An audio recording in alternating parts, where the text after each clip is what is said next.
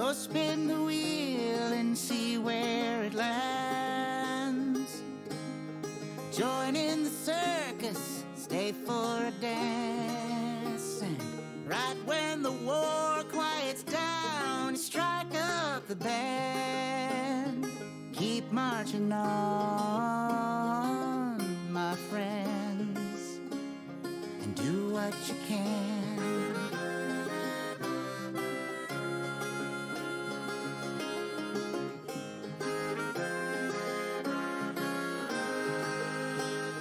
Wait till your brothers and your sisters see where you've been. And if you love the journey more than the end, go ahead, just turn that hourglass around and count to 10. This ain't goodbye no more. Nah, it just began. March on, my friends.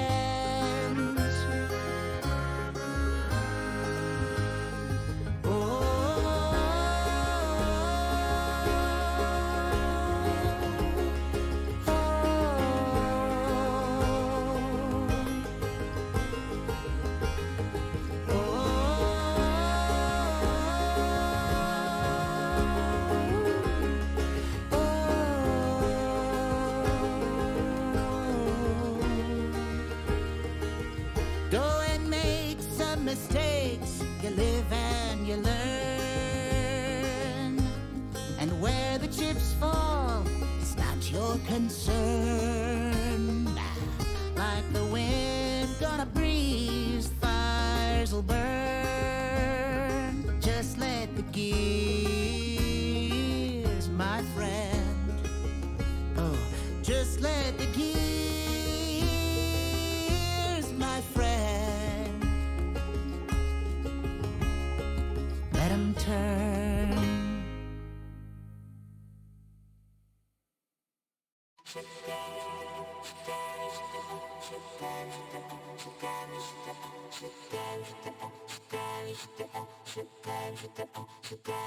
T'es la meilleure chose qui m'est arrivée, mais aussi la pire chose qui m'est arrivée. Ce jour où je t'ai rencontré, j'aurais peut-être préféré que ce jour ne soit jamais arrivé. La pire des bénédictions, la plus belle des malédictions. De toi je devrais m'éloigner, mais comme dit le dicton, plutôt qu'être seul, mieux vaut être mal accompagné. Tu sais ce qu'on dit, sois près de tes amis les plus chers, mais aussi encore plus près de tes adversaires. Mais ma meilleure ennemie c'est toi, puis moi. Le pire c'est toi et moi. Mais si tu cherches encore à voir, oublie-moi. Le pire c'est toi et moi.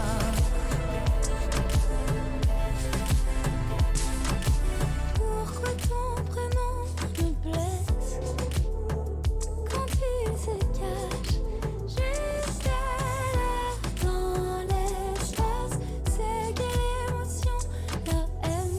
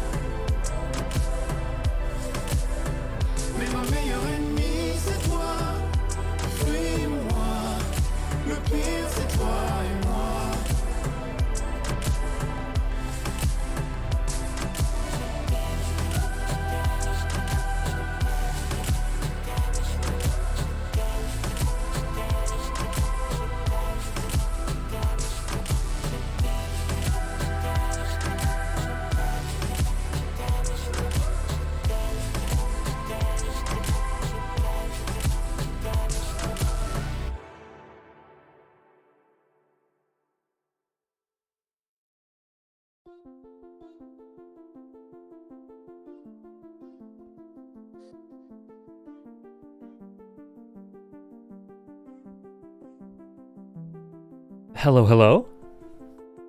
Thank you, Tom. The rare Friday appearance for Tom. Thank you so much, Tom, for the 29 months with Prime. Thank you for all the work you do. Really appreciate it. Hello, everyone. Welcome to Arcane Friday. We haven't done a discussion stream like this in a good while, but oh no! Oh no! Hold on, I'm gonna have to. Oh, this is so scuffed. Oh no! Oh no! Hold on. We have to makeshift this. Oh, it has the wrong camera input. Hold on. Hold on. OBS hates Arcane. Hold on. We can. This will work. This will work. Okay, there we go.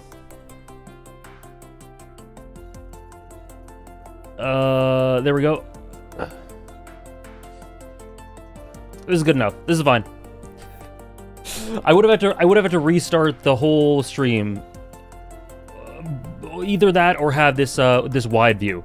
Anyways, sorry. a bit of behind the scenes with my OBS. So there are two TLDR. There are two sources for my camera on OBS. One is the widescreen thing I use for recording, like Arcane reactions and One Piece reviews. The other is the shorter view. Not this song. It is the smaller camera, and it always picks one or the other, and I always have to restart if it doesn't do the right one. Anyways, hello Sarah, hello Thomas, hello Tom, hello Hannah. Green Fool. Biggest surprise of season 2. One of my favorite songs being you. Right! Okay, hear me out. I can crop the sides. I'm just worried it'll, Yeah, you're right about that. I was just worried it'll do it to my bigger source. It's fine. I don't mind too much. I don't mind too much. Yeah, it's fine. Think so. So here's, okay, first of all, there's a poll going on up top about, in chat, where you can rate the season out of 10. I'm curious about what you guys think. I'll ask directly and then look at the poll as well, but just vote in that if you haven't already and you want to. But a random thing to start off with, because Sarah brought it up, is like, there are lots of great songs in Arcane Season 2. I actually think I slightly prefer the songs in Season 2 compared to Season 1, which I didn't feel initially. It's mostly due to Season 2, Episode 7, but I do. And my hot take is that the Heimerdinger song makes me just as emotional as the French one.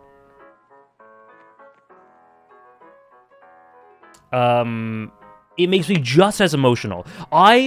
If you guys saw my reaction to the Heimerdinger montage with that song, I was going through it.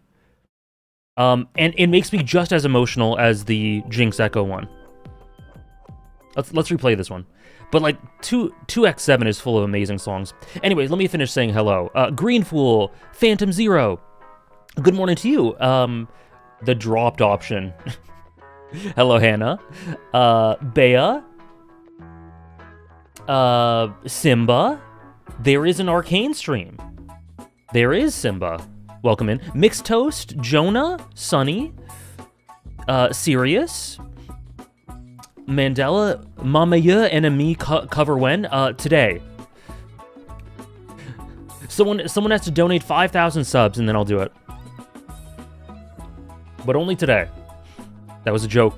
That was a joke. 5,000? No one... No. Mr. Critchen, how are you? Mind Mess?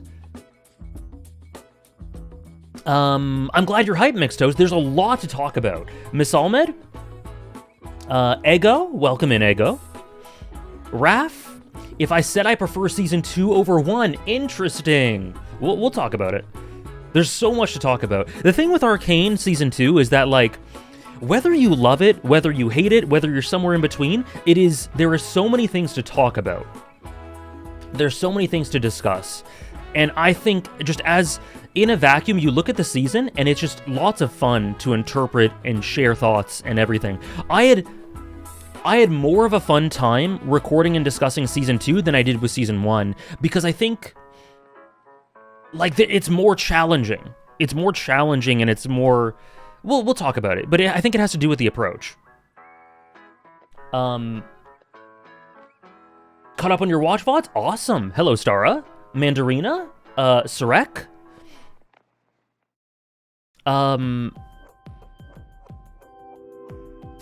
Let's see, have I missed anyone?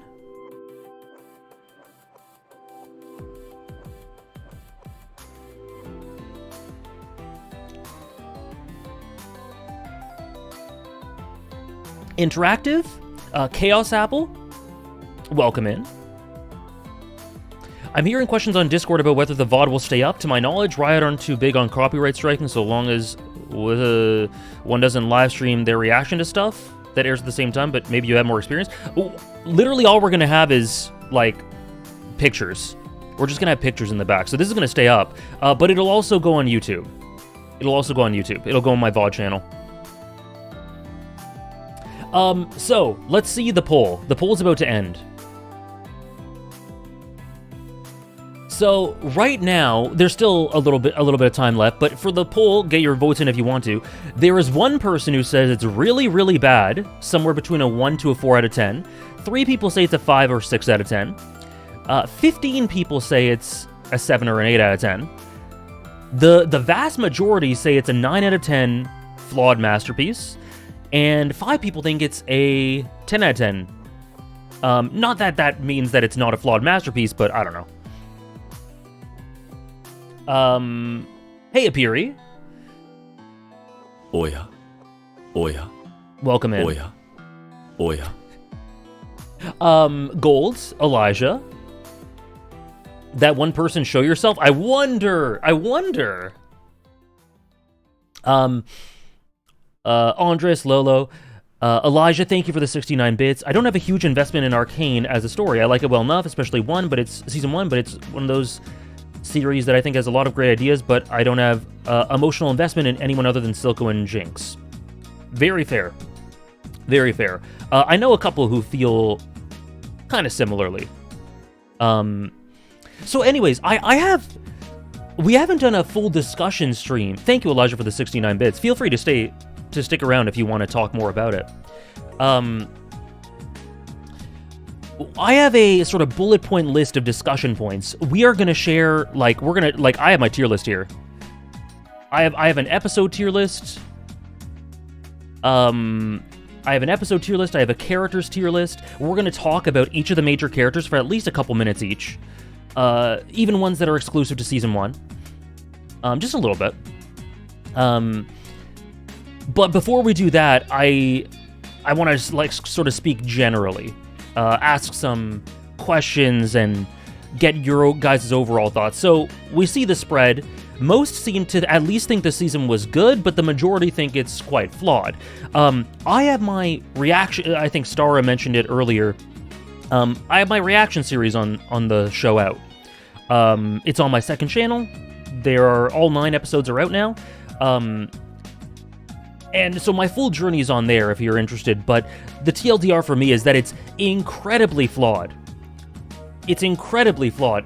I do have an Emmett Selk shirt. Hello, Paladin. Where do I rank the rat thing? The rat thing? Which rat thing? You could be talking about a couple of things. From episode 2? Bros over here, if that's what you mean. Not Heimerdinger?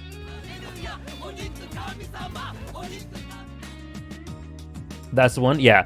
So yeah, he's in the little to no contribution tier of the characters. Hello, Porus. Thank you, the Yeeter, for the brand new Prime sub. Welcome to the Waffle House. I'm the number 1 Jace hater. Well, we'll balance it out. We'll balance it out because I'm the number 1 Jace lover. It does. It does, Andres. Hello, Rose. Thank you, Hannah. Izue, welcome in, people. Ryan, Episode 7 still the highest? Yeah, we'll talk about it. That's actually one of the first topics. So basically, TLDR is overall, the season overall, I would give it a 9 out of 10. I think it's incredibly flawed personally. And that doesn't mean that it can't be a 10 out of 10. Like, I have series that I think are very flawed that are still easily 10s. Like, for a long time, for years, Final Fantasy VII Remake was a 10 out of 10. Even though I think it's incredibly flawed.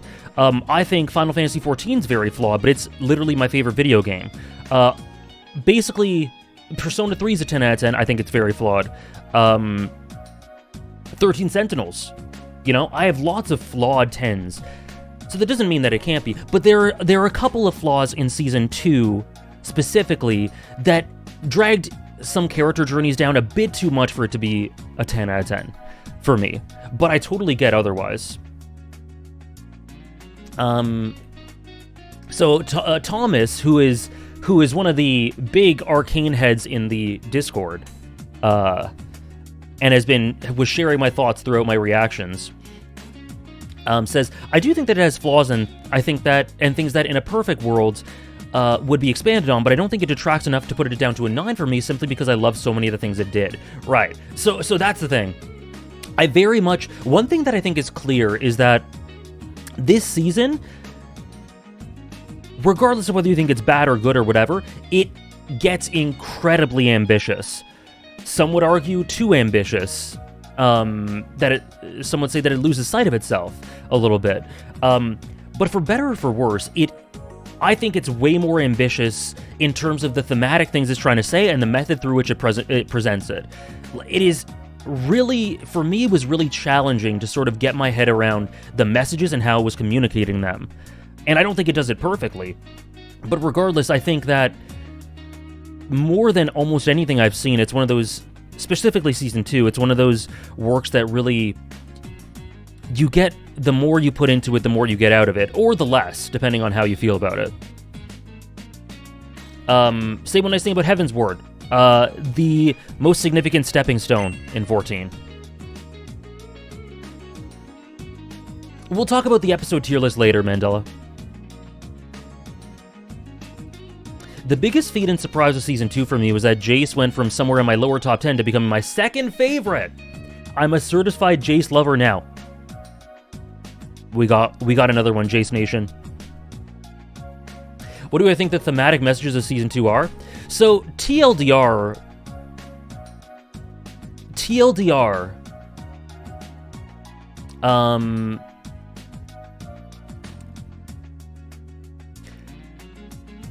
Basically, the way to sum it up is like...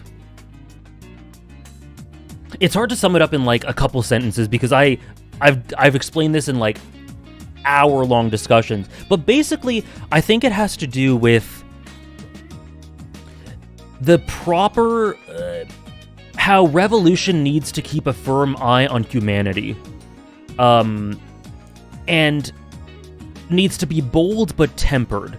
Like, basically, a lot of it has to do with what Victor says in episode 6 about the let's change the song.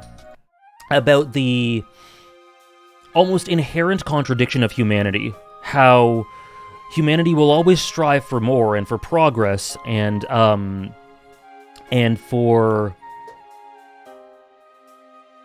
the light or revolution or whatever, but their own emotional hang-ups and their own love and passion and attachment will end up having them miss the forest for the trees or become short-sighted or undercut themselves through violence or bloodshed or hypocrisy or whatever. Like, the thing that Victor says there is that humanity is something that will always undercut itself. And so the answer is to transcend humanity. That's what he did. To transcend humanity, to avoid it. But transcending humanity leaves an empty world. A world where there's no fulfillment, where there's no attachment to any of that. We'll talk about that a bit more when we talk about Victor. And then the two main antagonists of Season 2 are Victor and Ambessa. So Victor transcends humanity. And Ambessa falls victim to it. She falls victim to the darkness of humanity and allows herself to be overcome by it. And she becomes nihilistic. And she literally says, I have no ability to hope. And maybe the answer is hope and accepting all that humanity is and progressing forward regardless. But neither her nor Victor are able to do that. And the people who I think represent that the most are 3 characters. Jinx, Jace, and Echo. And I think they're arguably... I don't even think arguably. I think they're the 3 heroes of Arcane.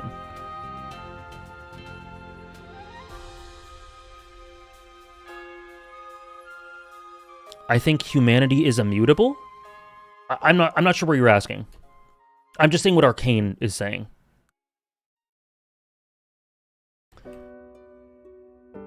I don't know how... I also don't... So that's the message, basically.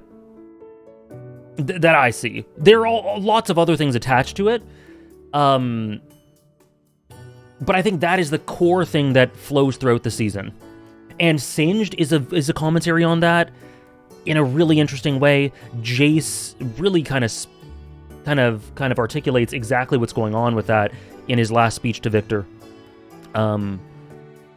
Vi almost falls victim to what Ambessa falls victim to. But I think that's the answer in the end. So I'm gonna give the floor to you guys in a second about a question, but that's my overall what I think the message is. I don't know how much you'd want to talk about some of the production aspects within Riot, especially since I remember you mentioning that Maddie, Loris, and Steb, yeah, didn't know his name, were characters you think would be more prominent. This comes into how Arcane, both Season 1, but especially Season 2, is transmedial.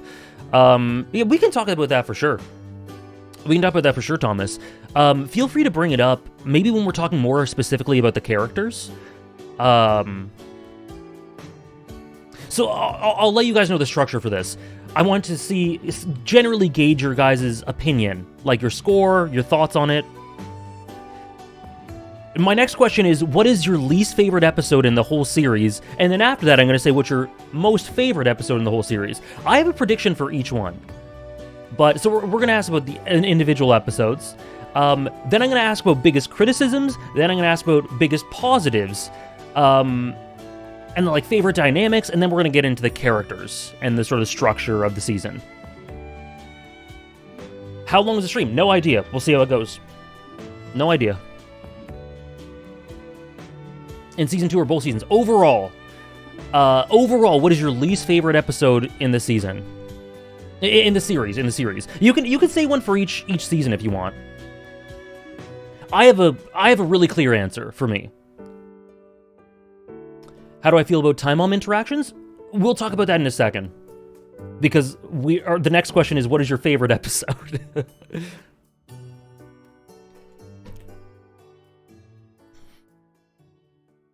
Hello, Gart. Can we talk a bit about the implications about Ambessa from her kids and her kids from Blood, Sweat, and Tears? Absolutely. I think that's for when we open it up to talking about the individual characters.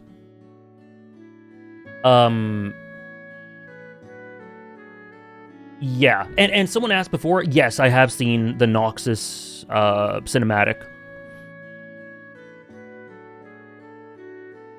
Ambessa's conclusion was one of the bigger flaws to me. Oh, that's interesting, Simba. I think Ambessa's pretty much perfectly done. But yeah, check out I did make an Ambessa video. Check it out if you'd like. I think it's pretty good. Okay, so Season 2, Episode 8. Or Season 1, Episode 1.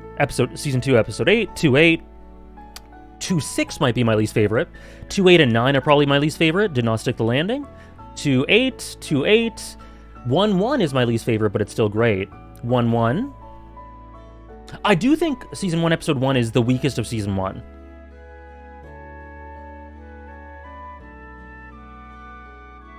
Yeah, we'll get to that in a second, Bea, for biggest, I guess, criticisms.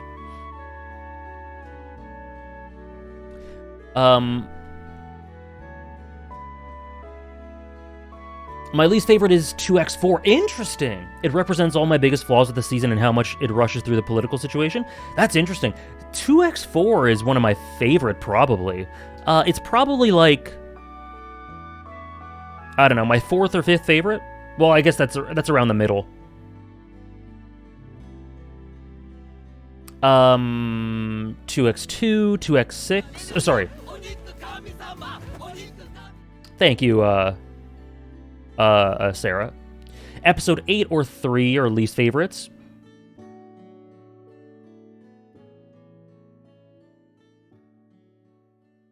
Five or 6? That's really interesting. I think 5 and 6 are both great, but like 6 moved me incredibly. I think 6 has a couple of flaws, but I think like it's where I started seeing what the thematic vision was, and like it moved me in a way that kind of had me speechless. But I think what I'd say about 2x6 is that it's the episode most representative of the whole season. Season 2, episode 1's your least favorite? Yeah, we'll talk about more specific flaws and sort of latch onto them in a bit. Okay. Hey, Kalmanos. Congratulations. Congratulations. Thank you for the 15 months. Yes, we have a character tier list. We got one. We're gonna talk about it. Actually, let's have this open. Let's have this open. Because this is my episode tier list. Okay, so a lot of you guys said what my least favorite is. I'm just glad 2x4 to 2x7 existed, was worth a few years of waiting. Based. So my least favorite, so you're talking about what my favorite is. My least favorite is pretty comfortably season 2 episode 8. I think it's by far the most flawed episode in the whole series. I think it really undercuts a couple of character things for me and confirms to me that like a couple of characters just would be underwhelming in the long run for season 2 for me. And there's still great stuff in it, but overall it's definitely my least favorite. Hello, Struggler. I'm not big on Act 5, but every episode has something I thought was great. 4 or 5. 6 was the only one that had spoiled ahead for me, and I still cried and did a few laps around my room at 1 a.m.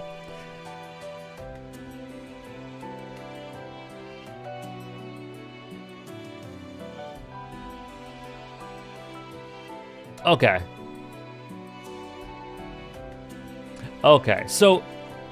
So, yeah, I think what was the most common answer? There was a few people saying Season 1, Episode 1. The thing with Season 1, Episode 1 is to me, it's one of the weaker episodes of Arcane, but it's mainly because it's just a lot of setup. I don't think there's any flaws, really. It's just a lot of setup, and the scope is smaller. Episode 2 of Season 1 is where, like, we see Jace and Victor and everything expands in a way that's really thrilling to me. But Season 1, it's really well done. It's just the scope is smaller. It's a bit less exciting to me. But my least favorite episode was definitely Season 2, Episode 8. And we can talk generally about the criticisms first, and then get into the big positives. Because basically, it's that sex scene, man. I just don't think it's good. I just don't. People have explained to me why it works for them. This is generational. Lives are changed in this moment. People have explained why it works for them, and I'm glad for anyone for whom it works for. But I think it was really, honestly, pretty awful. And it also made Season 2, Episode 8 also made Mel go in a character direction that I'm not as much of a fan of. And those are the two main things that I think of when I think of Season 2, Episode 8. Like, it's two big flaws. The Mel one's a bit less of a flaw, but more of like something I don't like, and we'll see where it goes. But like as of right now, it's something that makes me less invested in Mel. Whereas the romance scene between Vi and Caitlin to me was just it actively detracted from their relationship and both characters in a way. It's more so Vi. My mom walked in during that scene. How do I feel about Kate Vi in general? I like them. I think they're I like them, but I think they're generally fine. Whereas I think I'm different from a lot of people in that, like, people love Kate Vi. People adore Kate Vi. I like what it does for the series as a whole, and I like both characters individually, but to be honest, I've never really loved their relationship. It just never struck me emotionally. Whereas, like, Jace Victor, Silco Jinx, Vi Jinx, even Echo Jinx, suddenly, Vander Vi, Jace Silco. Like, I've never been too emotionally connected to it, and this season made me less connected to it. I was talking to Hannah about this, actually, with Kate and Vi. My investment in Kate and Vi was highest in their first episode, when they were just going around being silly and fun and cute and flirty in the brothel in Season 1, Episode 5. The more serious, I think the deeper the show goes, the less emotionally connected I am to it, for reasons I don't really know how to explain. I just think, I thought I was most invested in the two of them as a relationship, the earliest in their relationship.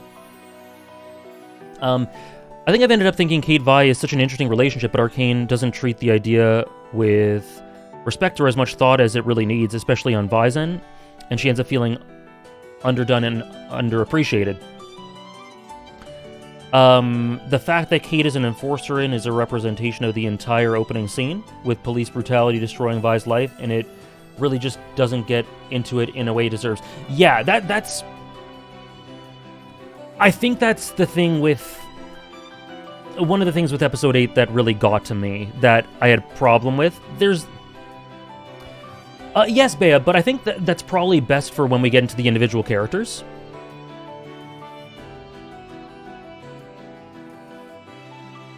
For sure. Thank you, Trish. Thank you so much. Interesting pick for least favorite. I love 1x5. But it's definitely not for everyone.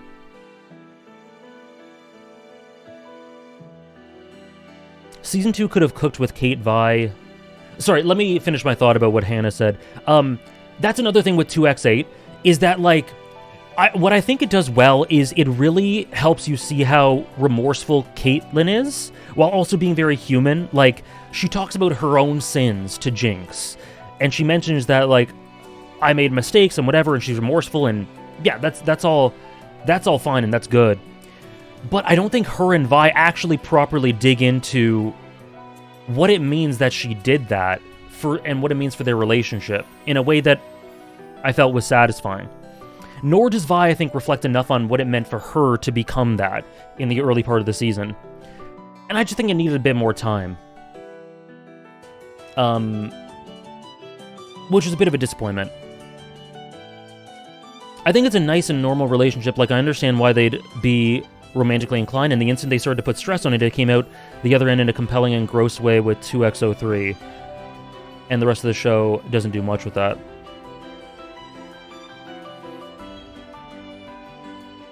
I think it needed a resolution that it didn't really have. Season 2 could have cooked with Kate Vi, but I feel like there's just no time for proper fallout or exploration for what they are to each other. There's no emotional consequence to their entire fallout. I agree. Like, I think Caitlyn has enough reflection in 2x8 for me to buy it to her about her individually. But there's not enough between the two, and I don't think there's enough reflection for Vi.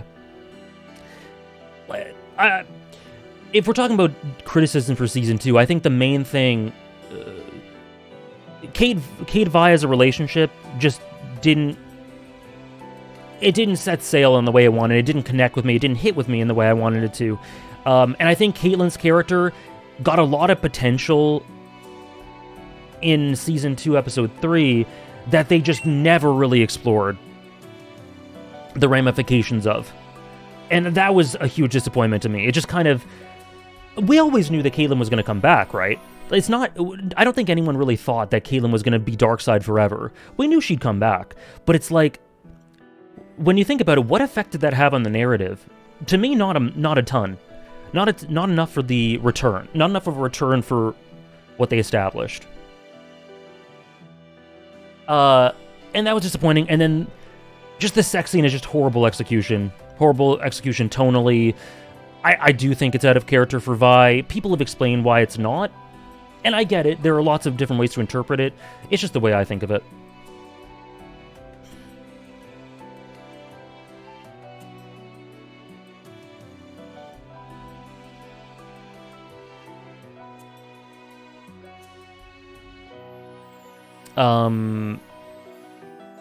Caitlyn's character arc is undercooked in my opinion. She's one of my favorite characters, and while fascism leaving Caitlyn's body the moment she sees Vi again is funny, her villain arc should have lasted longer. It should have lasted longer, or it should have had more of an impact on the narrative.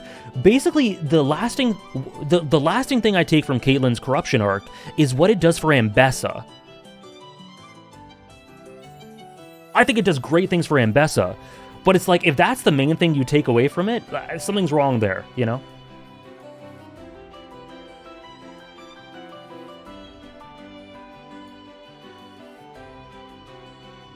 Yeah, I generally agree. I just think it's undercooked. They needed to address more of what it meant for Caitlyn hurting Vi specifically, like Hannah says.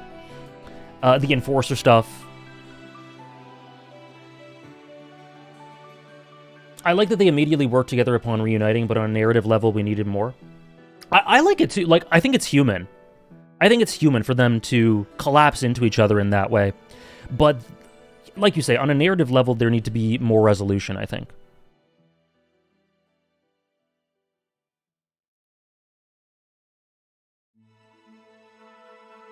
Yeah, like, they do a nationalistic, fascistic, military march puppeteered by Ambessa. Like, it is horrifying. If you watch my reaction to Season 2, Episode 3, it's horrifying. Like, I was devastated. And I don't think it's impossible for Caitlyn to come back from that, and I thought she would, but it's like, it's something you have to approach with extreme deliberate care. And I just don't think they did.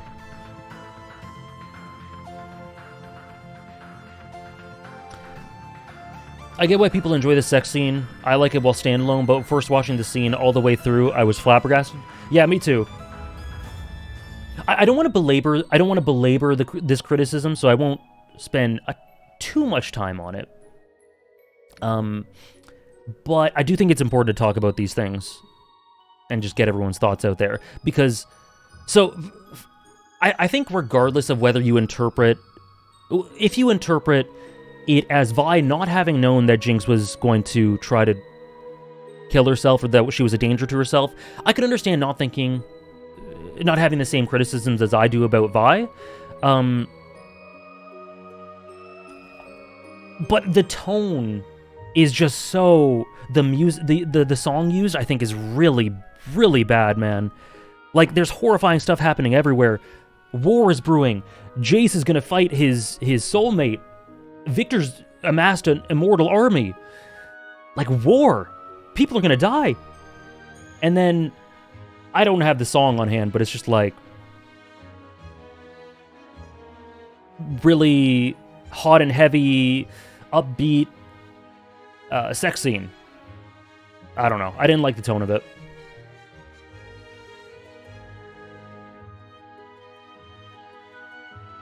Hello, AJ Ages. It is very whiplashy. I've seen the Noxus cinematic.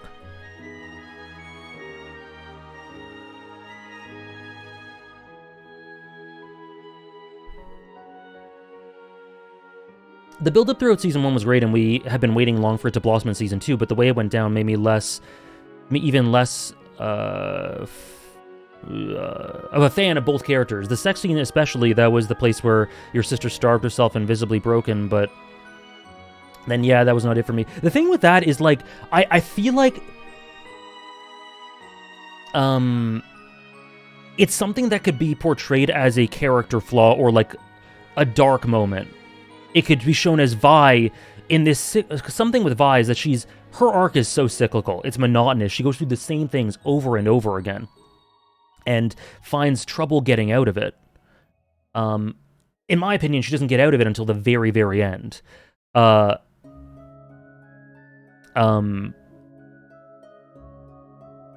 so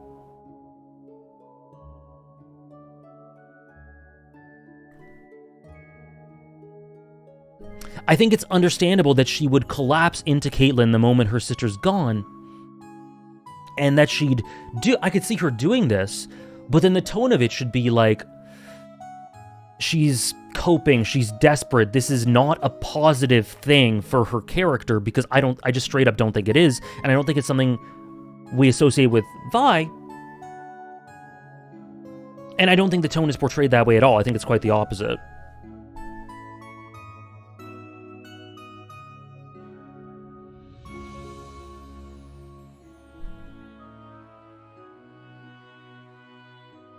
Is that what it's called, Andros?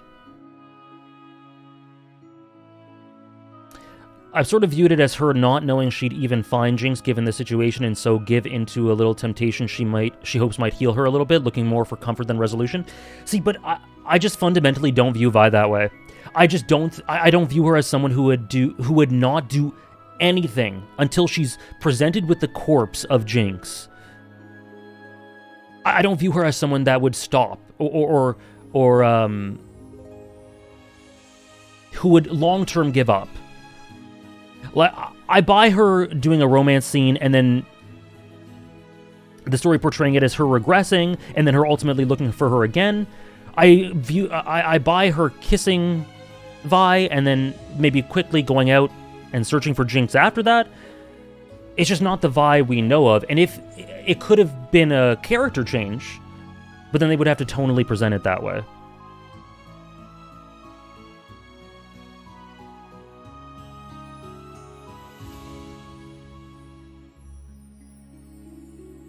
Which episode is second in A? This one is... I don't know. I think this is season 2, episode 1?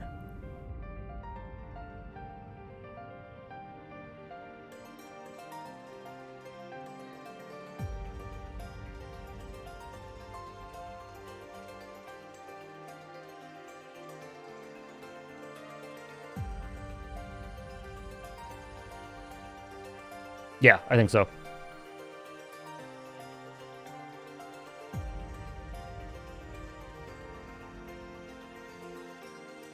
Oh, do they? Last in SS is 2-2. Where's 4 then? I might have confused. So this is 2-8. This is 1-1.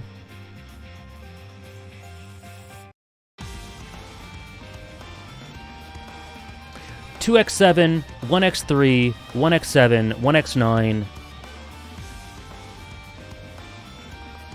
Which one's this? Oh yeah, okay. I couldn't see properly. 1X5, 1X6, 2X5, 2X4, I believe.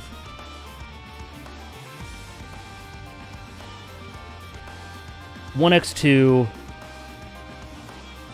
one of the Act 2 ones, 1X8, 2X2, 2X3, 2X9. So this is 2X2. Oh, sorry, 2X1. This is 2X1.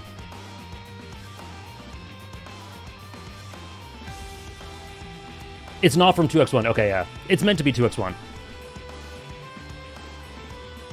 I do agree. So anyway, I think Season 2 Kate Vi really made the Enforcer Zonite power dynamic way more present to the point where I can't enjoy them fully anymore, as they don't feel as equal anymore.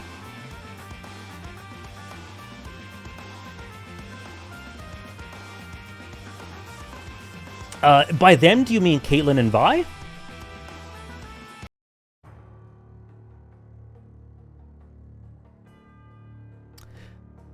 But I do agree with what a lot of people are saying. Jinx is arguably the greatest triumph of Season 2.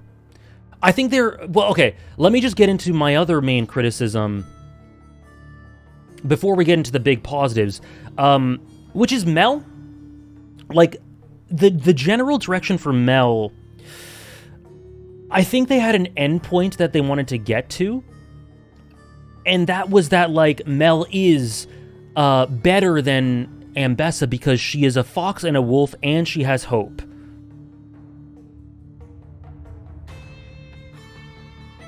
Yeah, I agree, Kiting.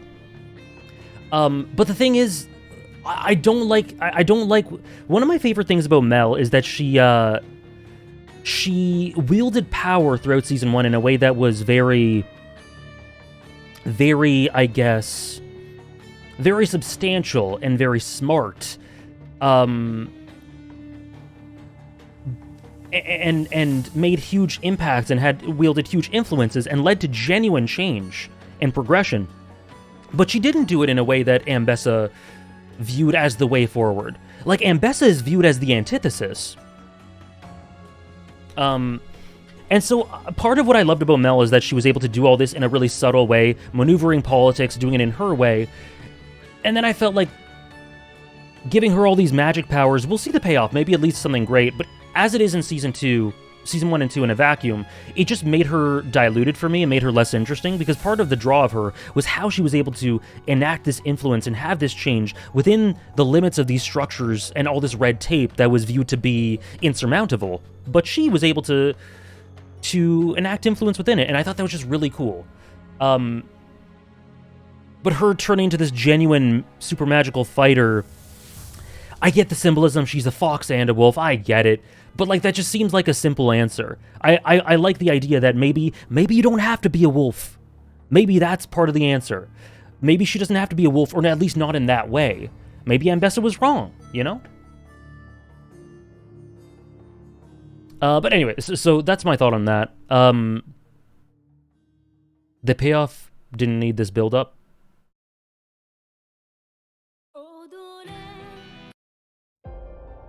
I want to see something Andra said earlier. What's the take on the prison trauma element to Vi's character? Could you elaborate on that, Andres?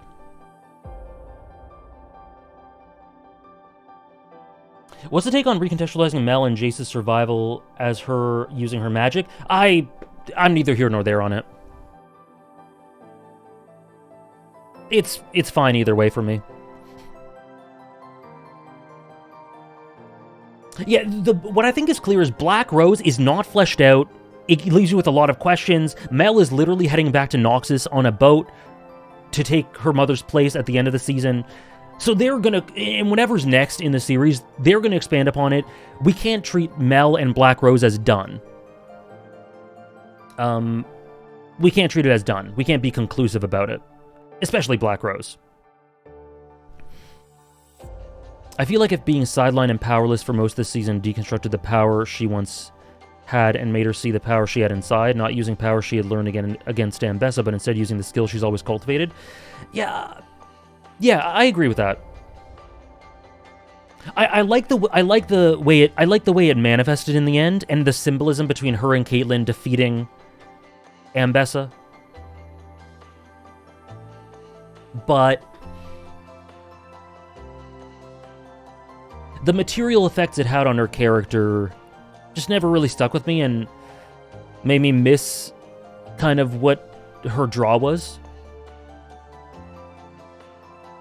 I take the magic stuff as her initially being viewed of as a potential weapon by Ambessa, but then caring once she was actually born. So I think it makes Mel's attitude more impactful when she is essentially born to be a weapon. she was viewed as a weapon by Ambessa. See, I think I just disagree with that. I don't think when she was born, Ambessa viewed her as a weapon. I think Ambessa had a soft center to her.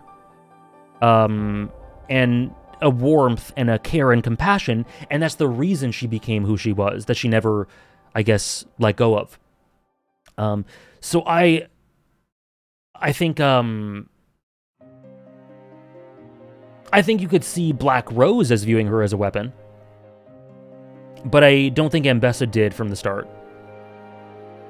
For Mel, I kind of like the idea of putting her outside, but they should have made the passenger idea more relevant in her character. Yeah, it kind of ties together with what happened in the last few episodes of Season 1. With, like, choosing to side with Ambessa and her family, or choosing where her heart really lied. It kind of ties together with that, and I can sort of reconcile those two. But it feels like they got a bit scrambled up with Mel, I think. Oh, I see, Bubba. I see. No, Kev, I'm just kind of showing them. How are you? Hope you've had a great week. One of the main writers claimed the sex scene with Kate Vi is important for Vi because it was her reclaiming her prison trauma. Having sex with Caitlyn in a prison. But then something I think about is, like, when was prison trauma such a key and central part to Vi's character? Do you think that's a big focus or even essential focus to her? I don't really feel it, so I feel the defense is kind of poor in that sense. That's a I hadn't heard that, but that's a defense that I think is not reflected in the show. At least not enough. It's not prominent enough for me to buy into that.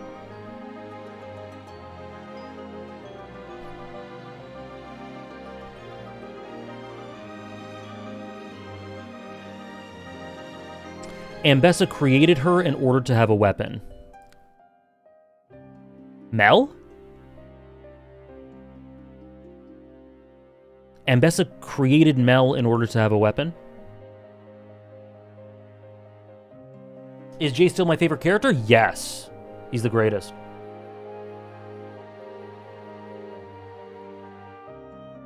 So I think we've talked a decent bit about Vi.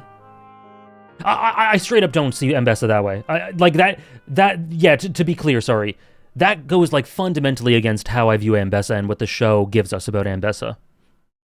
So yeah, I have big criticisms about Caitlyn, 2x8, some things with Caitlyn Vi's relationship, and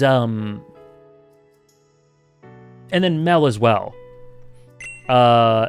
And then I have one more thing which I want to draw attention to. And then you guys can sort of air out some of your criticisms before we move on to the big positives of the season.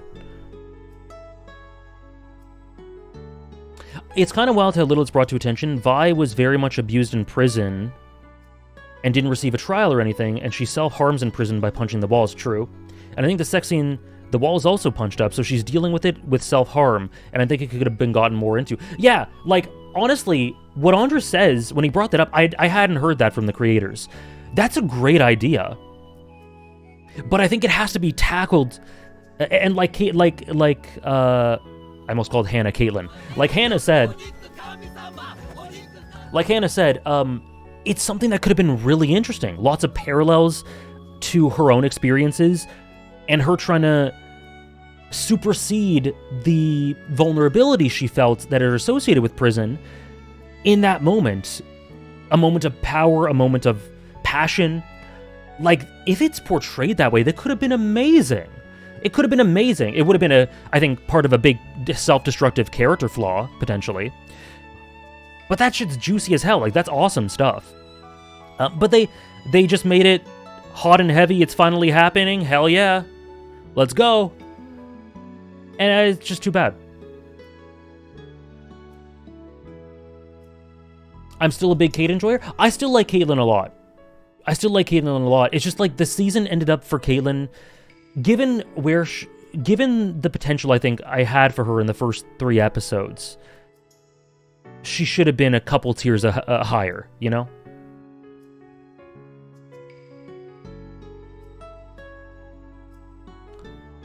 For me.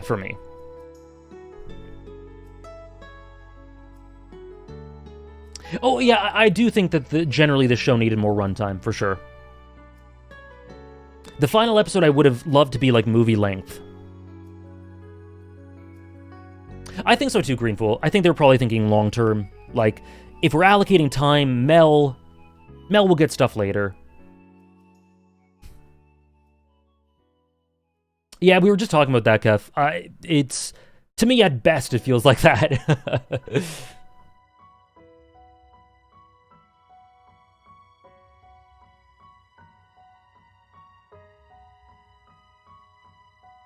Yeah, me too, Struggler.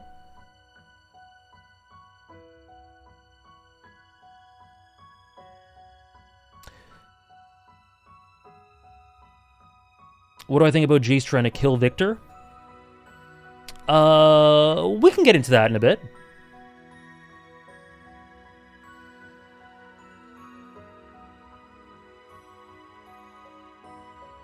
Thank you, Zolmaza, for the 30 months. Thank you for 2.5 years. Arcane's amazing. I rate the series overall 8 out of 10 for now. Cool. Thank you very much for the 30 months. Thank you very much.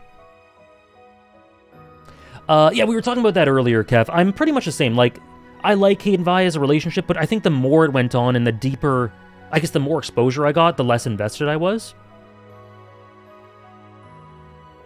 But hey. So there's that, there's Mel, and then another thing is, like, so, add to, what I think is pretty inexcusable, what I think is really disappointing is, guys, the last 5 episodes. Struggler, ask this again when I talk about, I guess, when we get into the positives. Because I think that's better for the positive side of things.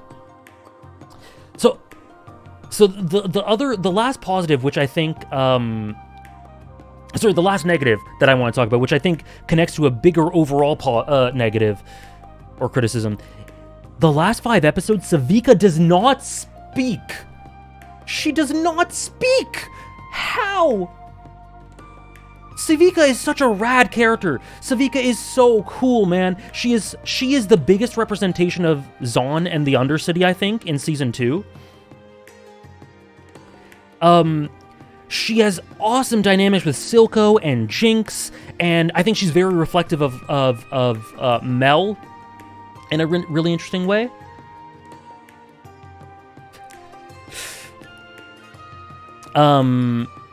And a really interesting dynamic with Vander, even. Like, she has so many awesome things.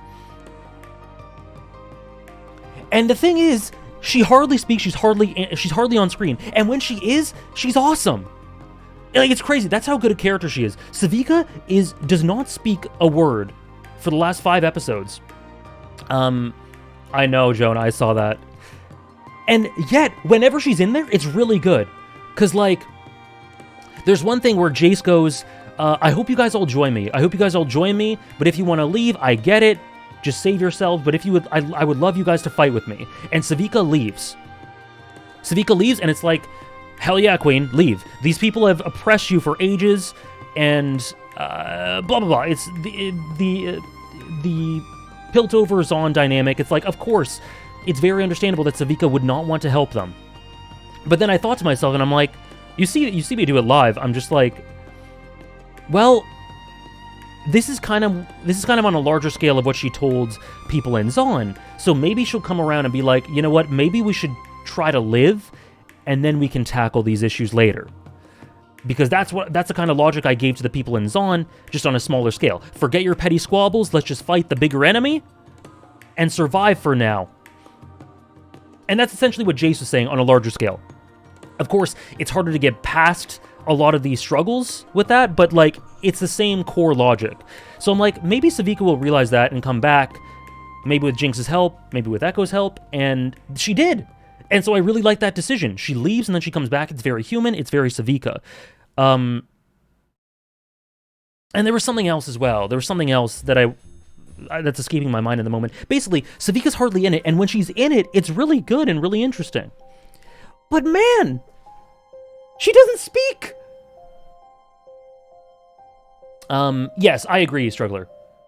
I agree. I think Savika came back after seeing that Jinx was coming back due to Echo, and internally reflected on the way she viewed the conflict and life in general. But we don't see that. It's my interpretation. That as well, Thomas, but I think there was something associated with it. Maybe I'll come back to it. Either way, I think it's genuinely such a misstep to just not have Savika be prominent, because the byproduct of that is that they don't dive into the Zon politics, the oppression, all the stuff. Like, a common criticism is that the series forego some of the political stuff in the last few episodes for a more higher scale abstract narrative. And I get that, and I think it starts and ends, like, the main core reason for that is that Savika just doesn't get stuff, because she's directly associated with that.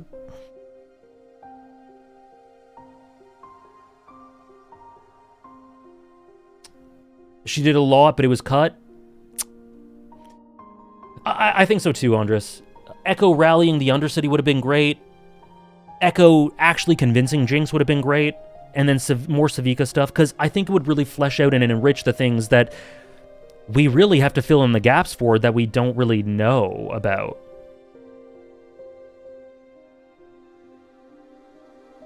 So that is the third thing. So I think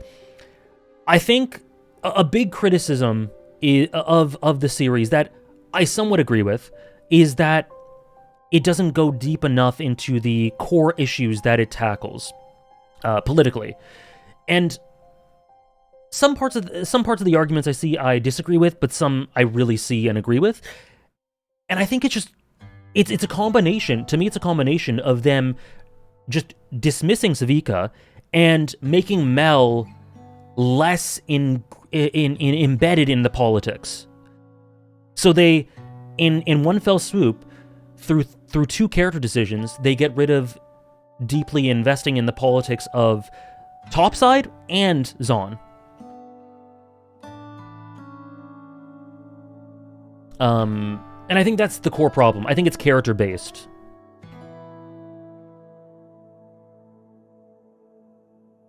One of my... sorry, where was I? Oh, are you soured enough to say Arcane just never cared about making interesting political statements in the first place, and that it was used in aesthetic? No. I'm not soured at all. I just think I'm just being real with my criticisms. I'm not soured at all. And this is a good segue into the positives, but I don't want to, like, gloss over anything else anyone else might want to say. Like, if anyone wants to air out any other grievances, feel free, but that's my main thing. 2x8, Kate Vi, Kate in general not done well, some things with Mel, and then Savika is just done so dirty. But anyone else, if you guys have any other criticism, feel free to air them out here. Now's the time.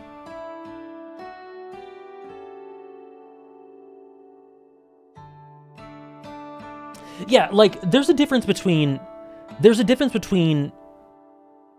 wanting a show to reflect your own personal politics and disliking it because you don't agree with it politically, which I don't think is... I personally disagree with that concept.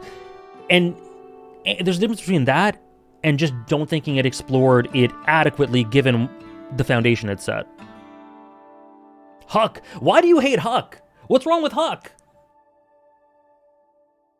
How much can we talk about the game? Not at all. Please don't talk about anything with the game. I don't want to know any League lore. I loved Huck. Oh, you know who else I loved? This guy right here. Solo my goat.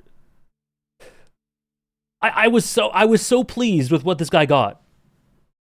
I was so pleased with Huck. I was so pleased with Solo.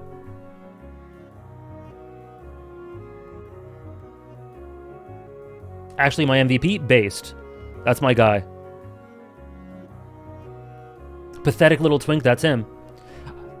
I was sad when Jace bodied him. I was sad too because I really liked him, but I love what it did for Jace, and I think it's very appropriate that he gets bodied like that. Yes, she is, Green Fool. Yeah, she is. Pretty much one for one. More stuff about Piltover and Zon. I think that's a byproduct of the Mal Savika stuff. Solo's kind of in the same category as Marcus to me. They're my Scrimblows. Not a lot of screen time, but a lot of impact. Yeah, I think... Yeah, I agree. I agree.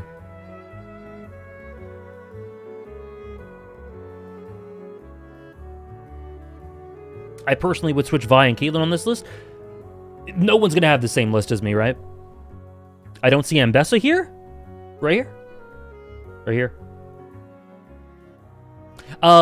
Thank you very much for the 2 years Son Goku. Thank you very much. Welcome to the 2-year club.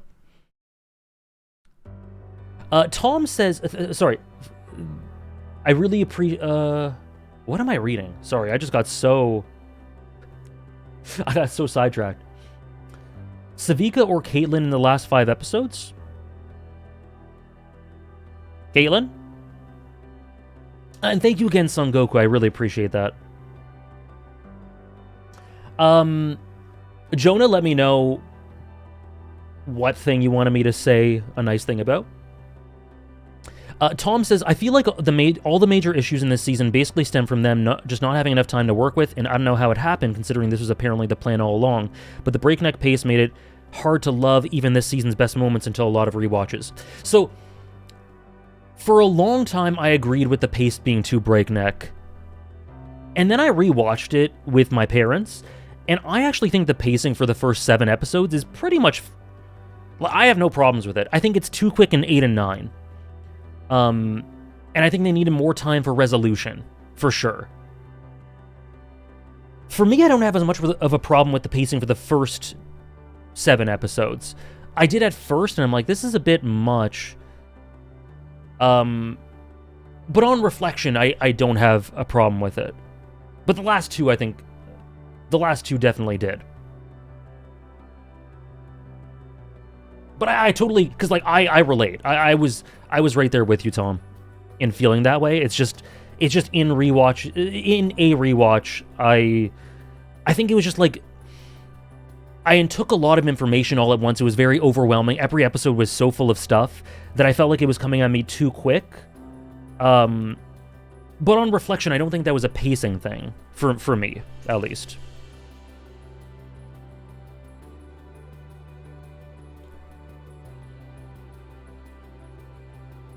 Say one nice thing about the unnamed pianist who became a semi-important soldier in the final episode. It led to a great moment where I'm like, who are you? And then went, it was a great NPC moment. It was like a JRPG NPC moment where I'm like, do your thing, King. More stuff for Singed? I get that, but I kind of like Singed being what he is. We'll discuss him more in a bit.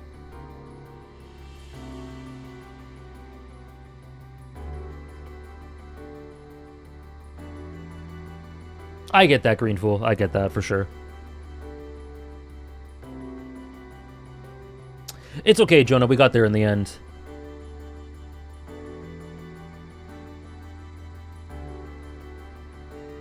Yeah, we got there in the end.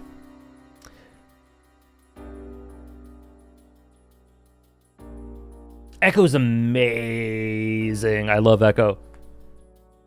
My least favorite thing, besides the online discourse about it is awful, is thinking about what it could have been and also the direction they took some characters in, particularly Jace.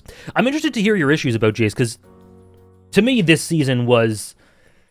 Oh boy, it was everything I wanted it to be for Jace. Cause like in the first half of it, he takes a back seat, and that's fine. And then suddenly he comes in with a bang in episode 5, and I'm like, holy shit, my guy is back. Why is he tweaking? What is going on? Oh my goodness gracious! And then the more we get, I'm just like, yeah, this guy is definitely my favorite character. I think they elevate and improve him a lot, but we'll talk more in specifics about that when we get to talking about the character. My big I did not, Andres. Sorry, let's see.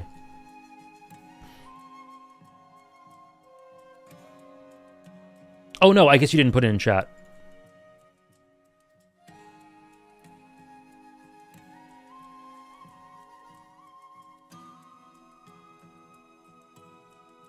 Really, Lolo? I didn't know your name was Loris. The online discourse is really, like, it's so agenda driven. It's so agenda driven. Like, I remember, I'll just talk about this really quickly before we get into the positives, but I remember my episode 3 reaction came out, and I spent a great deal of time criticizing Caitlyn morally, because I fully believe she was going to shoot that kid, and she has this nationalistic, fascistic heel turn, or not heel turn, but like decision, I don't know. And I spent a lot of time like saying that, oh, this is dangerous, this is awful, this is scary for Kate. I'm terrified, and she's headed down a dark path, and this isn't good. And I focused a lot on saying that stuff about Kate, and then, like someone, I don't know, someone criticized me for not criticizing Vi enough in their interactions, because Vi, how did it go? It was like Vi didn't trust that Caitlyn was a good enough shot to not hit the kid. And I'm just like, yeah, I guess that's something that Caitlyn would have thought of and been annoyed with. But I can't say that that's the takeaway. I can't say that that is the takeaway behind everything Caitlyn does. Like, it's okay. This stuff is great for Caitlyn. I think criticizing her like this this is great stuff for her. But it's like, Vi didn't trust that she was a good enough shot to not hit the kid. It's like, it's so weird. It's so weird. Anyway. Positives. Favorite episode. What's everyone's favorite episode? If your favorite episode isn't in Season 2, give your favorite episode in Season 2 as well.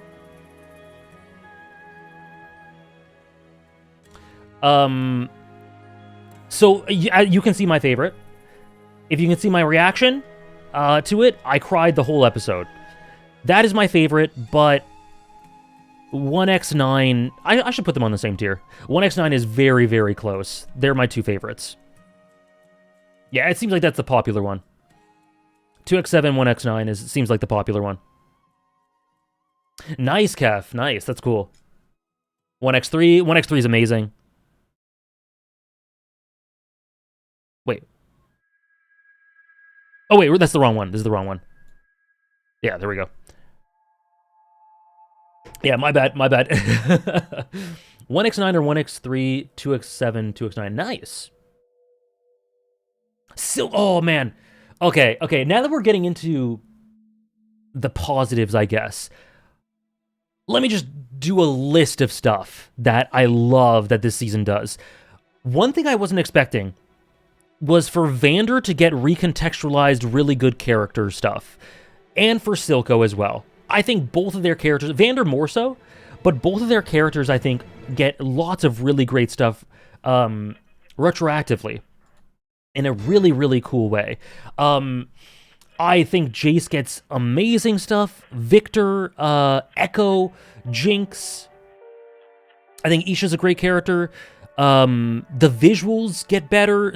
I think the visuals take a bit of a step up. Like I said, I think the music connects with me more, though that's probably a lot to do with 2x7. Some people didn't like the Silco. It's a bit interesting to get to grips with, for sure. The Silco Vander stuff was really, really interesting and really got to me emotionally. And yeah, most of all, to me, Season 1 is still my favorite season, but Season 2 gave me my favorite episode, and I would have sacrificed all the flaws I see in this season and more to get that. And overall, my takeaway is that this season is incredibly flawed. We just talked for a great amount of time about your grievances, my grievances, all of our criticisms. But overall, my thing with this is, did this overall lower my feelings of love for Arcane or increase it? And the answer is an emphatic, it increased it. It absolutely increased it. It made me a bit disappointed with some character directions, some prioritization. It has some big flaws. But overall, my connection to Arcane after this season was definitely elevated. And so with regards to what Struggler asked about it, I'll be putting... You asked about if Season 1 and Season 2 of Arcane will be divided on the top 100s. No, they're going to be together. Season 2 episodes 5, 6, 7 is one of the best stretches in Arcane. Oh yeah, for sure. For sure.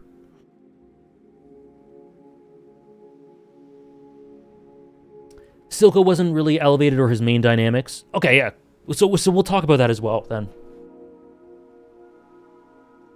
I get that though. I totally get it. I think one of the big elements I get from Silco is the what could have been, pardon the song reference, element to it. Vander's letter. So this connects with what Andres just asked, which is, where was it? What's the big Vander takeaway from this season? There are lots of things, like his past with Felicia. I guess the juxtaposition behind what Warwick represents versus how he himself lived his life. Like, okay, I'll get into that in a second. But overall, the thing I think of most when it comes to Vander is his letter to Silco. His letter to Silco, and the implication to me that in 2X7, that letter made its way to Silco, he read it, forgave Vander, and we get... Where is it?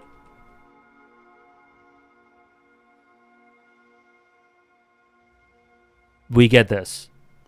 That's my biggest takeaway, personally.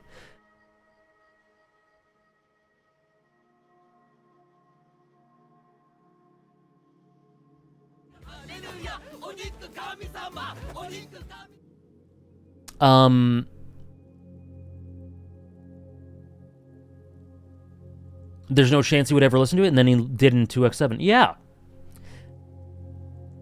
Yeah. So I think that's my biggest takeaway for Vander. But I love what it... I think that so much is explored through Vander. Through him and Silco's learning more about their backstory, his relationship with Felicia, just the general tragedy and emotions associated with the fact that Felicia says, like, I'm not going to let you guys fail because I want this world and this city, this nation to be one that my children can grow up in and be healthy and happy in. And Vander took on that challenge and failed. Like, that just adds so much tragedy to it. This unfulfilled promise. And I think it adds to the flaws of Vander, because gay divorce killed thousands. Unbelievable. And yes, there's also lots of interesting things with regards to Silco. With, like, he didn't seem to recognize Powder. I don't think so. I don't know. But with Vander, there's their whole relationship, the whole element of forgiveness and what could have been and all that. But then also, I love the thematic dynamic between him and Warwick, because Vander is someone who, you look at his role in Season 1, and he feels like a Ned Stark. Like a shallow reading of Ned Stark, in that he's too honorable for this world, you know? And then he dies, and it's like, yeah, he had to die for the more cynical, darker stuff for the story to come forth. But it's like, he kind of reaps that through the ways in which his leadership is flawed. Because to me, Vander is a great example of someone who has the right I have a lot of sympathy for him because he's just trying to hold on to. He's just trying to hold on to, I guess, what he. Just living, just life for the present. And so he has this deal with Grayson. And he's got a stagnant and limited but livable existence for his people.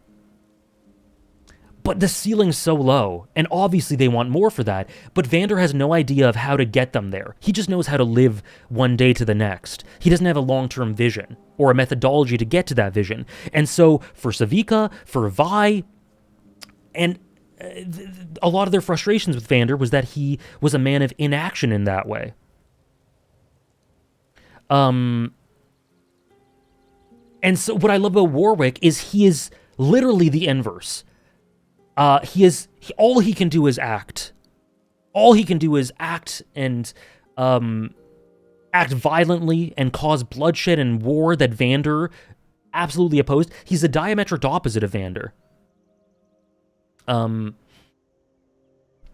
Yeah, his unfiltered emotions lead him to become a weapon that would just target Piltover as a whole and hurt his own family. Right. So, like, Vander's very flawed as a leader in who he is. But we see that he becomes exactly, from a symbolic level, what he tried not to be. I just think there's a lot of nuance with regards to comparing Silco and Vander's viewpoints. Warwick is in some ways a symbol of kind of what Silco enacted.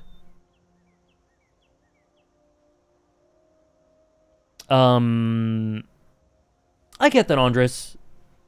It makes sense to me, but I get that.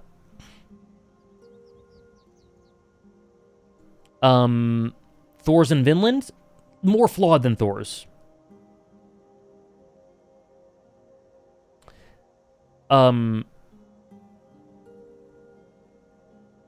Without Silco's insecurities. Yeah, just animalistic, like a force of nature. A stagnant symbol versus a force of nature, yeah. Both sides of him are evocative of both daughters. Right, and that's a great segue into this, because something I will defend about Vi is that I think her character arc is pretty spot on. Like, in the micro, I can get not vibing with some scenes, and I don't vibe with a couple of scenes. But on the macro, you see the sort of journey she goes on and the cycle she goes through and how she just cannot break out of it. I could get some thinking it's monotonous. To me, there was enough variation from one phase to the next that it was always entertaining in one way or engaging to me. But what I think about that is that part of why Vi is so self-destructive and cyclical and doesn't progress anywhere is because Vander didn't really teach her how to lead and how to enact the change she desires, because he didn't know himself. Or like, he knew himself but was unable to act in that way. And he was suffering from his own consequences, you know?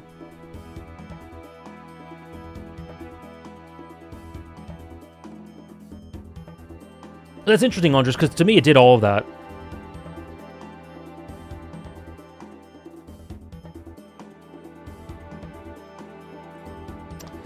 No, I think you're right, Kev. I think you're right. I think he saw what violence led to. That scared him. It scared him because it was he saw the man he could be. And then in addition to that, I think there was an internalized defeatism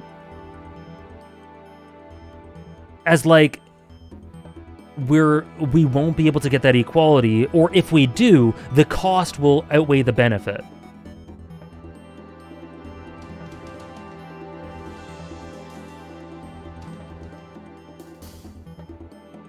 I think I'd understand that more. I think I'd understand that more, Andres, if it wasn't so impactful to me that Jinx frees her from it. Like, at the same time that Jinx, because I think Vi's cycle ends the moment Jinx sacrifices herself to save her at the end. And I think it's very poetic and intentional that the moment she does that, she is also embracing and ending Vander in a way. It's not actually Vander, it's Warwick, it's the beast, but it is his husk. that is finally being put to rest, and at the same time, Vi's cycle ends. So I think that's really impactful and really well done for me. And I can't speak to whether you're engaged with Vi's journey on the way to it, but to me, the end of that is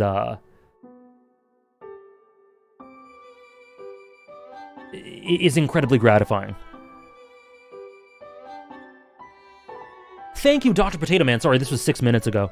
For the 29 months, I think your Season 2, Episode 7 reaction was my favorite reaction to fiction I've ever seen. Thank you. Oh my goodness. What an honor.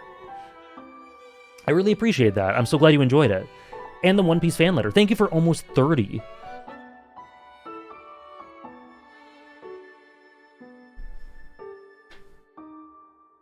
I mean, it only ends because she's dead and she has no one left? No, that's not true. It ends because she forces Vi to stop the self-hatred, the self-destruction, the self-blame, and through action tells her, just let go. Like, Warwick in that moment is representative of all of Vi's, everything associated with Vi's cycle. She looks at him and she regresses and she gives in and feels like she wants to die with him. And Jinx takes the moment to, like, brute force separate her from that. It doesn't end because Jinx is dead. It ends because Jinx's final act is, like, forcing Vi to see what she sees, and that is that you can't keep hating yourself for this. You can't keep blaming yourself for this. And Vander, I think, is a big part of why that took root in her. And so it's very cool and symbolic that the representation of Vander and her exaggeratory impulses. I just don't see that angle as concretely. I think your angle is harder to see. I don't get it. I think your angle is quite a bit harder to see than that.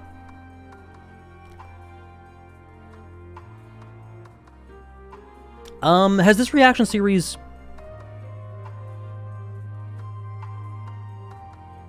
See, that's...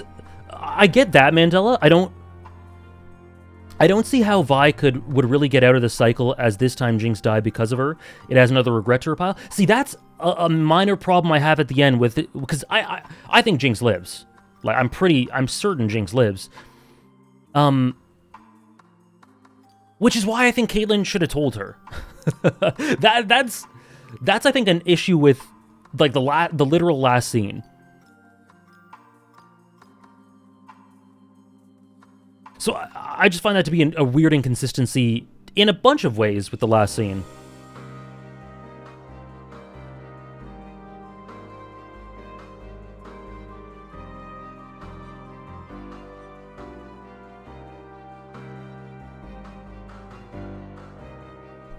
To me, we don't know.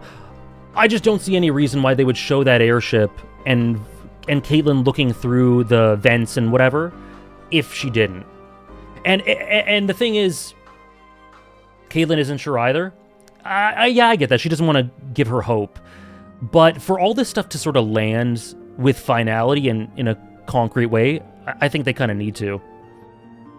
And also, if you look at the creator the interviews with Christian Link's just like, does Jinx die? I don't know. Who knows? Who could say? And then Jason Victor, like, just kind of bleep out of existence, which in some ways you can argue is just as vague, or more so. Like, who knows? Do they get transported to another world? I don't know. And he's just like, no, they're done. They're done.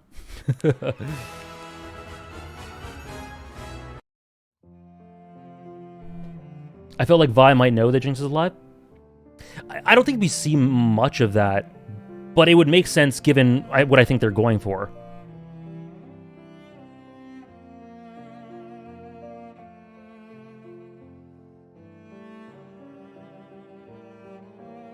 Caitlyn doesn't need to know. Hope isn't about certainty, so I think it would have been more impactful if she told Vi even if she wasn't certain. I agree with you. I agree with you. To me, Jinx is alive. I think she's alive.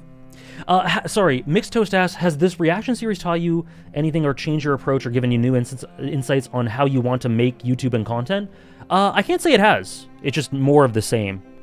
I'm very pleased with how the reaction sort of came out. I think I did a good job with it, but I don't think it's changed anything. Sorry, I wanted to read something Indy said earlier.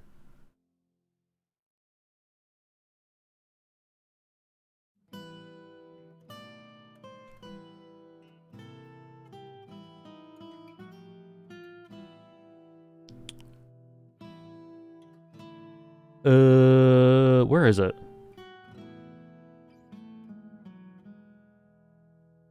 I've had people convince me a lot more on Silco and Vander's promise to Felicia, and knowing Vi Powder for so long before any of the flashbacks, it's not contradictory, and a lot of it makes sense. I think ultimately, I prefer the idea that Silco had no personal connection to Vi or Powder at all before 103, and I like the same idea for Vander. It's mostly a personal thing.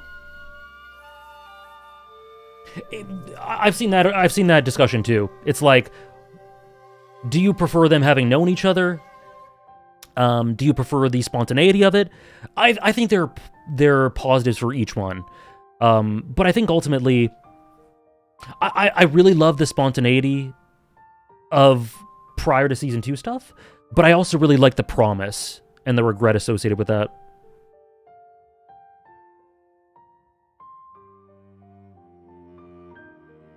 The question mark frees Jinx from the story as a whole. She's not under expectations from anything, just ourselves. I see that. I see that. Do you think Jinx told Echo if she's alive? I don't know. I don't think she had much of a chance, but sorry, I could see it being a situation where she didn't have much of a chance. But I can see there being an Easter egg to her being alive in later stuff. Like, I don't think it's super unlikely that we see a hint to her being alive in a future show. Are you looking forward to the Mel or Noxus show next, since that seems to be what's teased for the continuation? Absolutely. I can't wait.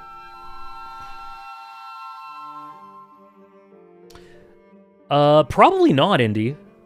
You know what my favorite Arcane song probably is? This one.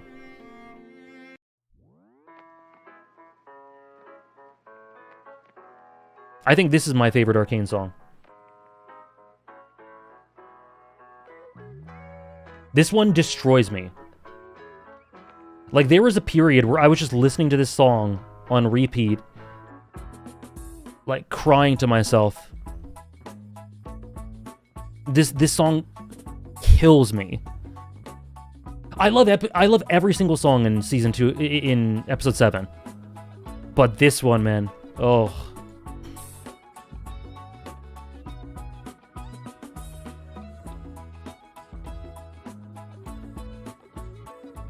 This is a song I cried like 3 straight minutes to at the end of the episode, so I think that's part of why. Do I have a singular favorite Arcane moment?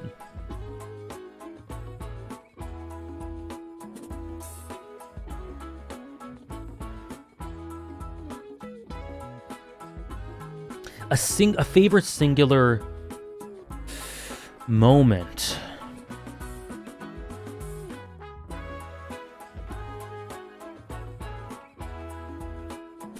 I think I do.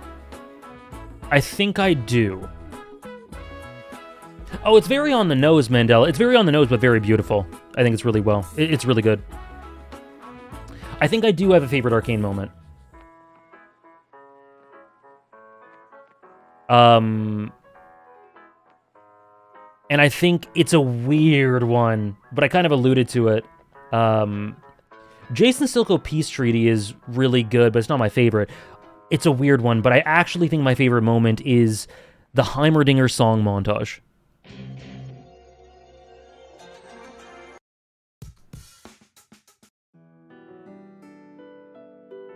That's probably my favorite. Like when Heimerdinger sings "March On, My Friends," as Jace is dragging his cross/hammer towards this unseeable answer. This urged on by AU Victor to find the answer that he could not through this hellscape, as Echo is seeing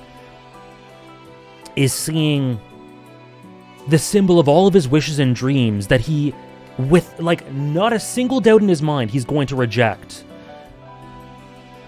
They both have these incredible struggles, and March On, My Friends, like that unlocks something in me, man. That unlocks something in me. Like these two parallel journeys, one in hell. Like people, you guys have heard this. One in hell, one in heaven. Yeah, me too, Kev. Me too.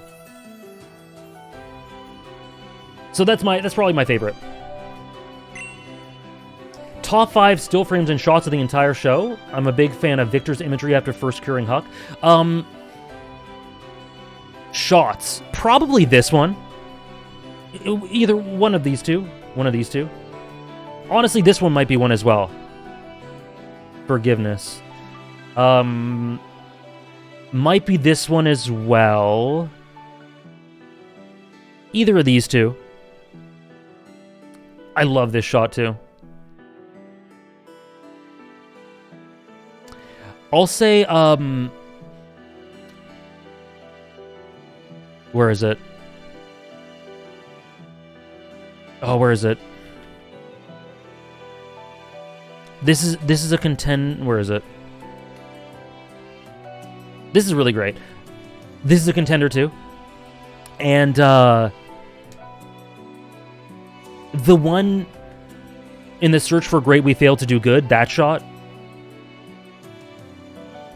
I think the visuals take a big step up. Maybe not a big, but like a significant one. Blood Moon Season 1's really peak.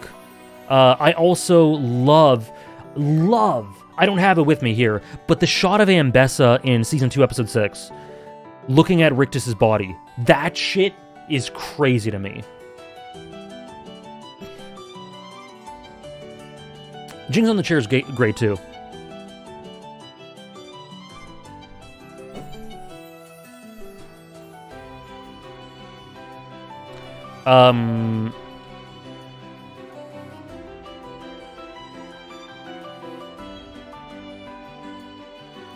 But yeah, okay, so let's see. Oh, my thoughts on Isha. So my thoughts on Isha, this is kind of a cool segue to get into the characters. Yeah, the character tier list. That's a good segue for that. Me too, Apiri. But before we get into the characters, give me some of your guys' favorite dynamics in the whole series. The Rose picture. Some of your favorite dynamics in the whole series. For me... Oh, Strugglers on the Echo Singe train. For me, I listed a few earlier, but... Silco Jinx, Jace Victor, Jace Silco, Echo Jinx, Vander Vi, Ambessa Mel is amazing.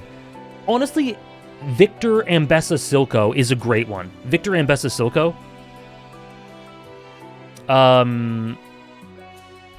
Singed Echo is really good too.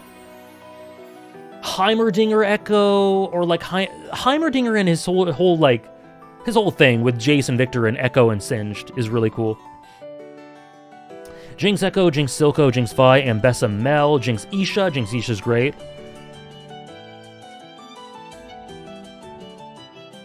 Silco Jinx, Vander Silco. Vander Silco's so good. I love Vander Silco. Echo Heimerdinger Jinx. Time Bomb.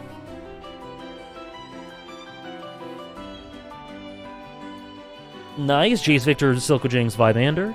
Jason Victor, Silco and Jinx, top 2. Nice.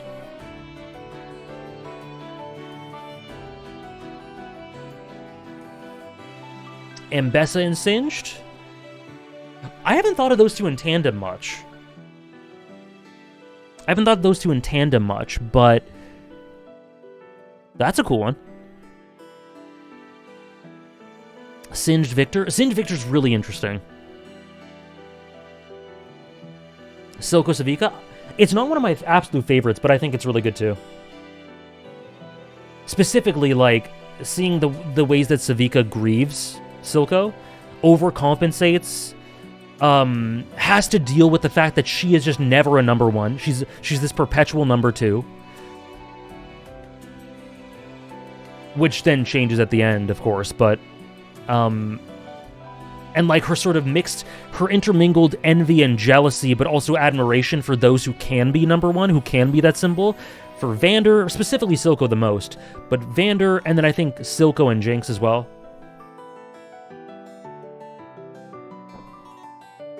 Echo Caitlyn? Yeah, Echo and Caitlyn have nothing directly.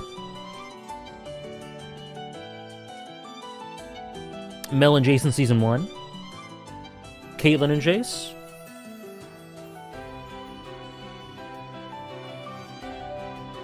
Heimerdinger Vander's interesting. I've talked about that one a little bit.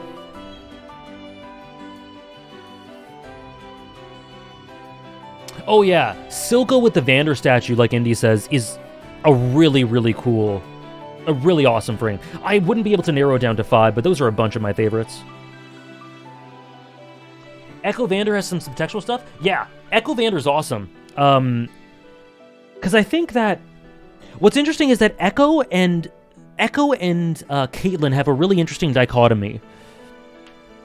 Most efficient character dynamic for you? Time Bomb. Echo and Caitlyn have a really interesting dichotomy because they, I think, are... Well, them and Vi. Vi is the obvious torchbearer for Vander's legacy, but I think that's in a negative way. But Echo and Caitlyn are two different offshoots of Vander and his sentiment in Season 1. Caitlyn then gets a bit preoccupied with fascism, but Echo continues it forward. I think Echo is sort of the answer that Vander was never able to settle on. As you do, yep.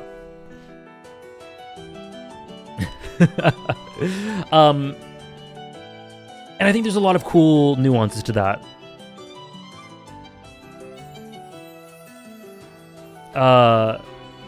So yeah, I agree with a lot of that. In 1x2? Yes, that's a great one. I'm glad Sarah brought that up. Marcus and Silco or Grayson? Jason Silco, Jason Mel, Victor and Sind, Vander and Silco, Echo and Benzo. Man, Echo and Benzo randomly made me cry. 2x7 is just built that different, man. Benzo like, holy shit. When he hugs Benzo, I lost it, man. Who's with Jinx? Sorry, I was covering it. Here, I'll put my camera when this is on screen. I'll put it on the bottom here.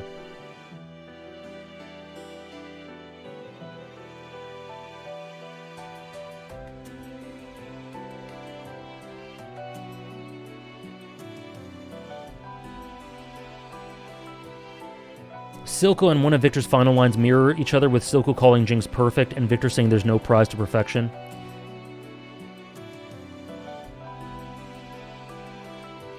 Oh man, Victor's such a. There's a line that kind of similar to that. Well, I guess I'm more on the Victor side of things. There's a line that Victor says, which is that he says something to the ends of choice is an illusion, or there is no choice, or something like that in Season 2, Episode 8 or 9.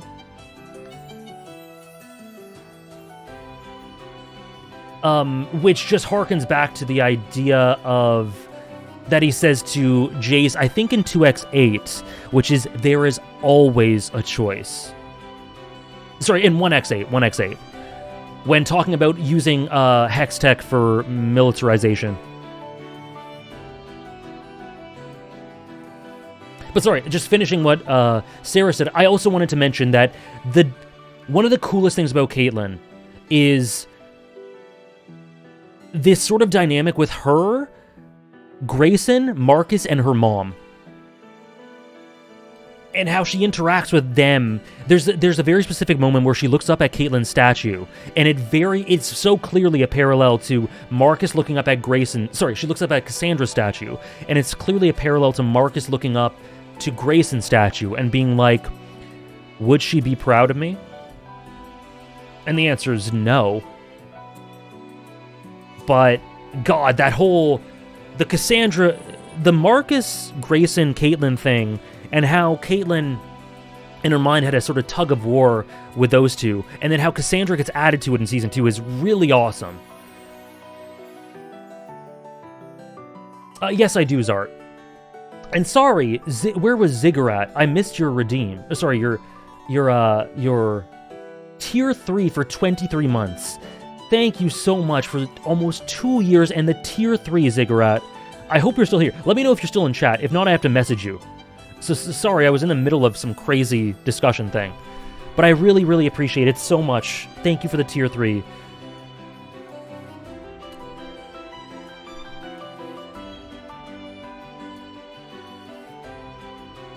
What are you shooting for? Yeah.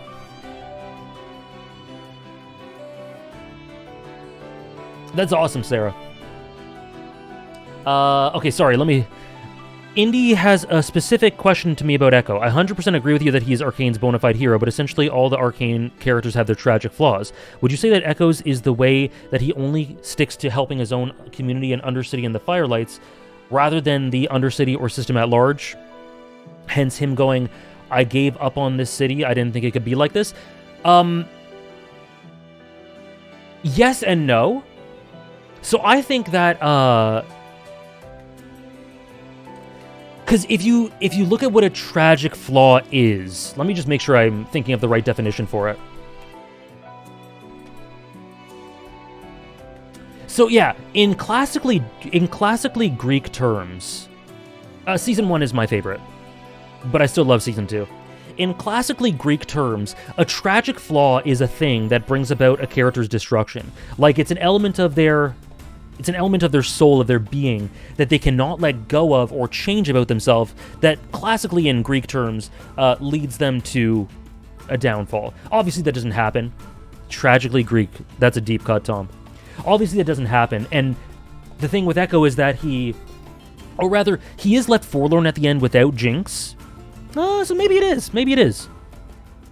Because, like, you could view it as his lack of hope and giving up on the Undercity at large and giving up on Jinx before coming back was maybe a bit too late for it to, from his perception, lead to Jinx, maybe an answer before it got this far. So maybe it is. Maybe you could view it from that end as his tragic flaw, because he doesn't end up happy at the end. He ends up alone.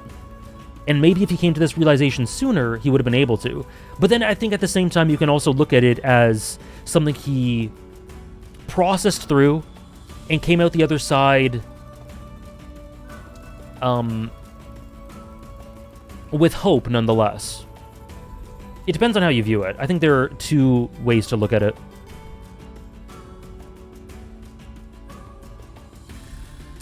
Do you think we should have seen more when Echo convinces Jinx out of suicide? I would have loved to see that.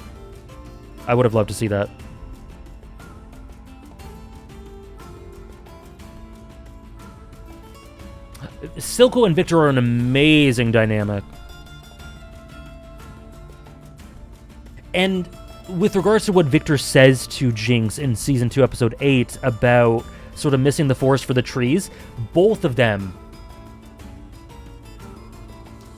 Silco and Victor experience that in different ways.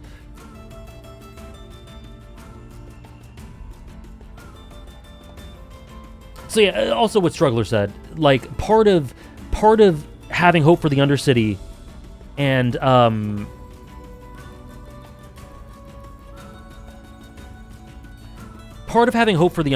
and seeing the things that he wasn't able to see meant accepting the reality that Jinx's powder, like Struggler says there, and also,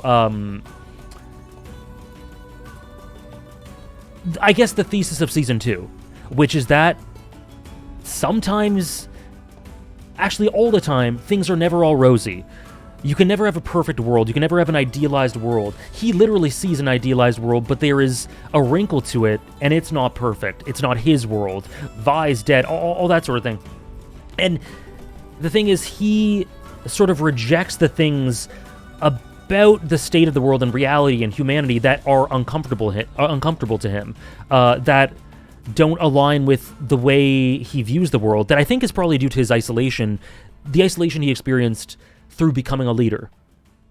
And that was his flaw, and his journey he had to accept that to become the hero he ends up being. But one could argue that it's his tragic flaw because he held on to it a bit too long. Otherwise, maybe he would have saved Jinx in a more tangible way.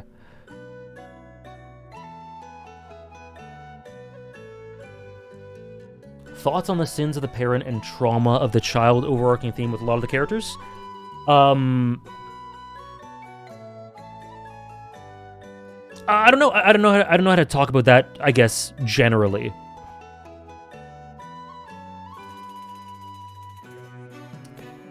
Maybe if you had something more specific, Kev? I love that Echo gets 0 reward for his heroism. Yeah, I do too. It sounds cynical, but I know what you mean, Indy. Because it's like, I think if Echo was properly rewarded or like, what Echo did was not make the world he loved in 2x7. It was to make it so that the world literally doesn't get destroyed, and maybe there's the tiniest glimmer of hope that we can make strides towards that. But I think it would dilute things and simplify things way too much, and it would feel shallow if he was actively rewarded in the ways that he views rewards to be in this world.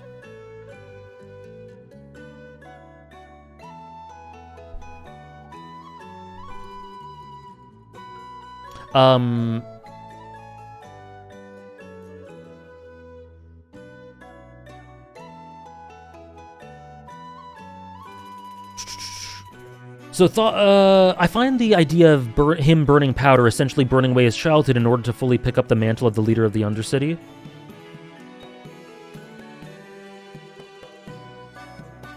Yeah, him burning... Oh, man. There's a lot there with that one. I asked that right after thinking about the Ambessa Singe Silco Vander dynamics in combo with Andres. No, I wasn't reading your back and forth, Kef. Sorry, there's just a lot of discussion, so I'm not able to read individual combos. I find it sad. Me too. Me too, Andres. Okay, yeah, so the sort of sins of the parent and trauma of the child, overarching themes. I think it's a huge thing with generationally with Vander and Vi, with Silco, and not just necessarily parent and child, but like symbolic parent and child, or it's a sort of passing of the torch generational thing. Because I think you can see it with just a passing of the torch. I think you see it with Vander, Vi. I think you see it with Silco, Jinx, Silco, Savika in some ways. Vander and or Benzo and Echo. I think it's just generally present, and I think it's part of the cycle. I think it's part of the cycle that Victor talks about in 2x6.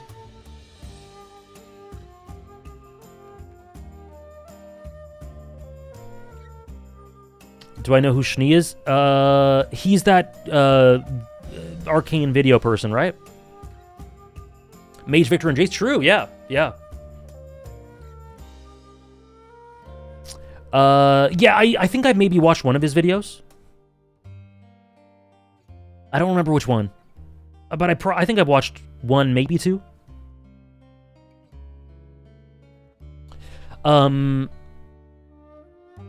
So yeah, I guess that's generally overview of the themes and dynamics. Oh, damn. A lot of big messages in a row. Have I noticed the parallel with the finale and 101X3? Vi telling Jinx to join in the jail cell versus leaving Powder behind because she isn't ready. Jinx and Echo going to getting versus Echo not going in. Sorry. All those words are jumbled up in my mind. Vi telling Jinx to join in the jail cell versus leaving Powder behind. Vi telling Jinx to join in the jail cell.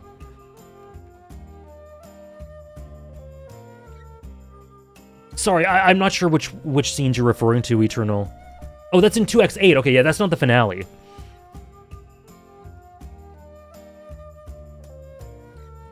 Yeah. There's definite growth with those two. Yeah, telling Jinx to fight with him. Right.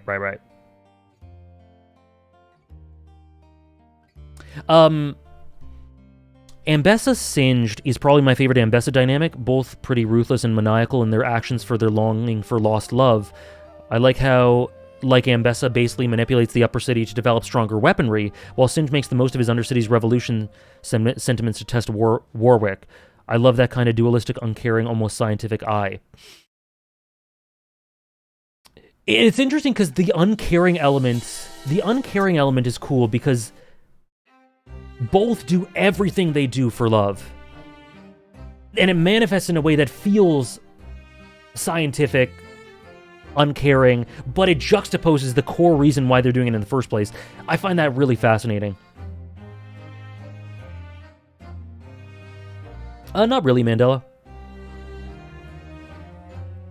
They parallel Silco and Vander as the parents who have lost their children as opposed to parents who will throw everything away to protect their living ones.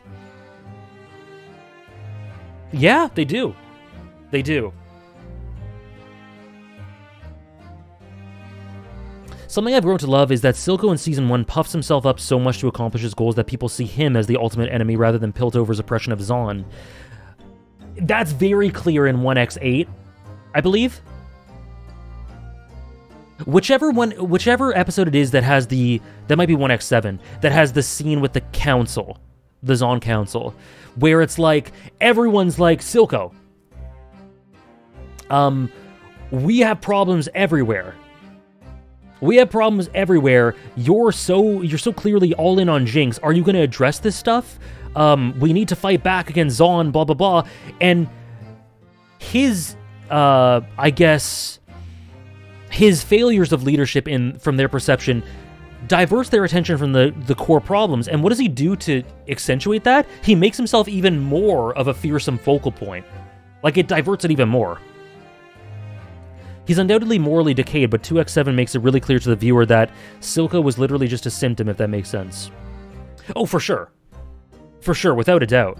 I think every antagonist, every character is a symptom of just a broken world's order that in the end they try to work together to find an answer for, but none of them do. Like, none of them have an answer. They just make it so that they have a world for which they can try to seek it. Top 5 voice acting performances in Season 2 or the whole show. Okay, that's a great one.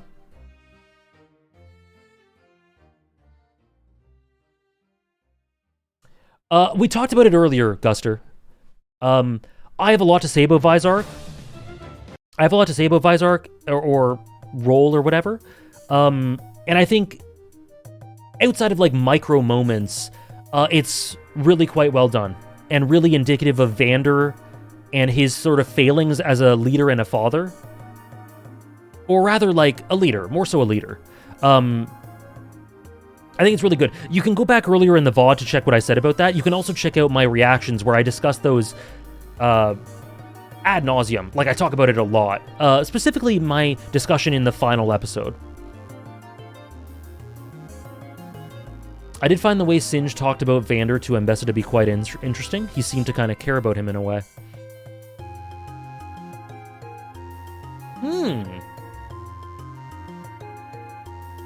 Oh, sorry, I mixed up the words. Yes, well, it's an interesting perception of whether he cared about Vander or whether he just viewed his life as a tragedy and felt a warmth for what he represented for his own goals. There are a lot of different ways you could view it.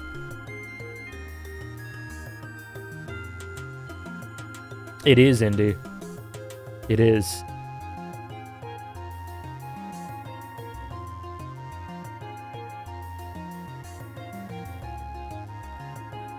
So, sorry, top 5 vocal performances, voice acting performances. I'll do the whole show. Silco, Jinx. Honestly, I'm gonna say Powder, Jinx, Young Powder, and Jinx.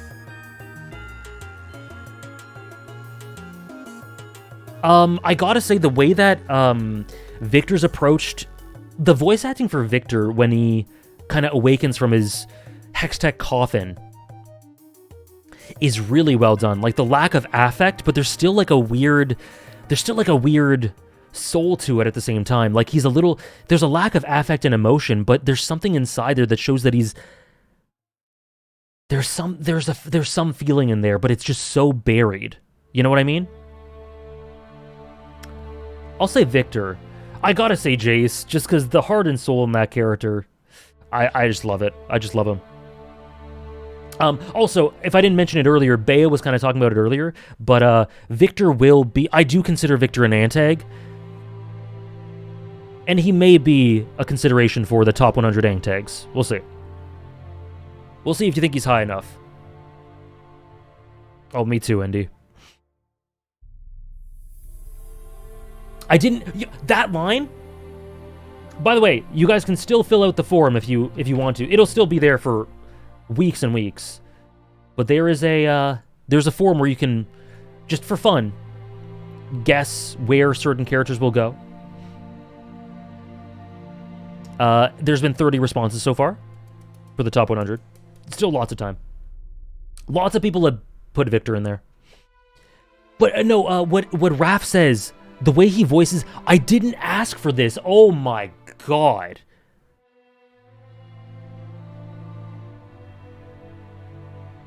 Incredible. Incredible. And honestly, I kind of want to give it the last one. Yeah, someone just mentioned it. Scully. I kind of want to... Thank you, Sarah. I kind of want to give credit to Ambessa. Ambessa's voice actress. She does an amazing job. I never asked for this. Yeah, such a great line to encapsulate Jinx. Sorry, Jace.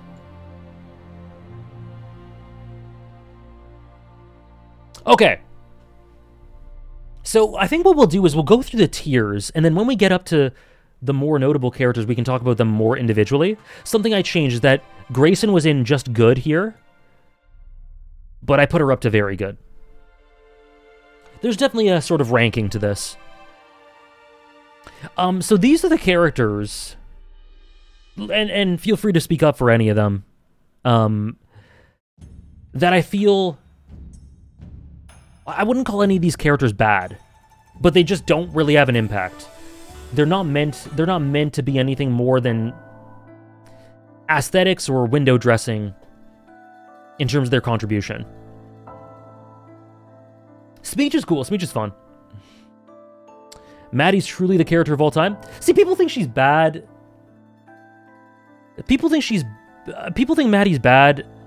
I just don't think she... I just think she's unimpressive. But she has plot relevance, and I think they could have gone a more interesting route with her, which would be her being like a Luis Attack on Titan. But I think she's fine. She's whatever. Yes, Victor's voice actor is Viserys. I wouldn't say that Maddie does a good job in her role. But whatever. She's fine. But yeah, these ones, I don't know. I liked generally the new additions to the Undercity Council for adding a bit of flavor to the world and the politics of Zaun, but they don't do much. Yeah, this isn't really ranked. This is just characters that had little to no contribution to me. Oh, That sucks, Thomas. Sorry.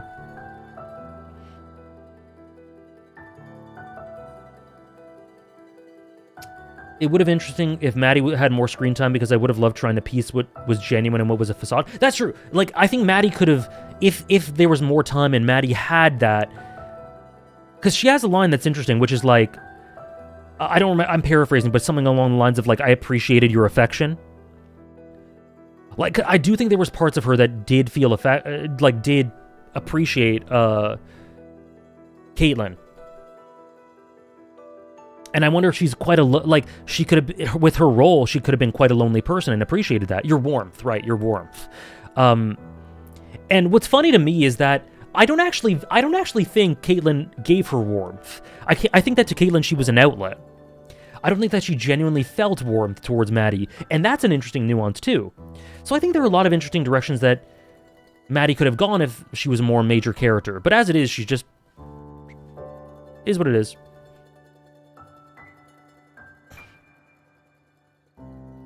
Welcome in, Purple Donut. So yeah. Let me know if you have anything to say about any of these guys, but I don't have any much at all to say about them. That's Maddie. Alora's cool. Triple S, Indy. Triple S. Oh, that's cool, Thomas. Maddie would have changed sides if Caitlyn had shown warmth. It's interesting because she really talks a lot of shit about Ambessa. And that's obviously, I guess, just her probing. But who knows? In another shard, maybe it could have ended differently. I forget this guy's name, but he's cool. I find him to be really cool in Season 1, primarily through how he's a representation of, I guess, the indolence of the Council, and I really, really like the way that Mel manipulates him. I find that really fun. And then him and Solo have a really fun back and forth. But then I think you compare the way that Mel kind of puppeteers him in Season 1 to how her mother puppeteers Solo in Season 2. But Mel's kind of up Shit's Creek with no one left, whereas Ambessa has this broken being. Hoskell, that's his name.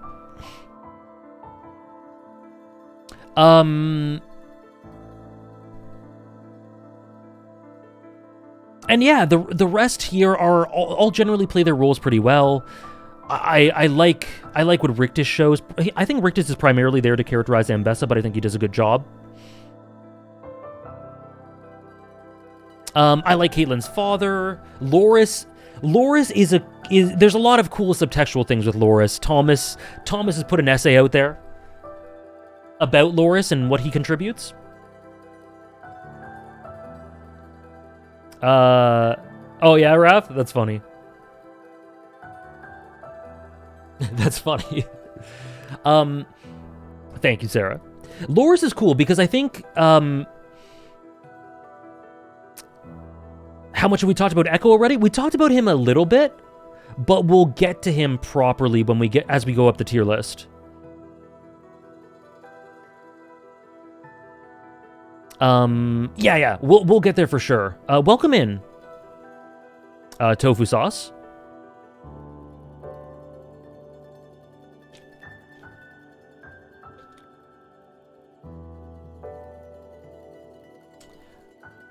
That's interesting, Homdaj. I can't recall exactly what it was, but I think there was something in the show that made me think that she was.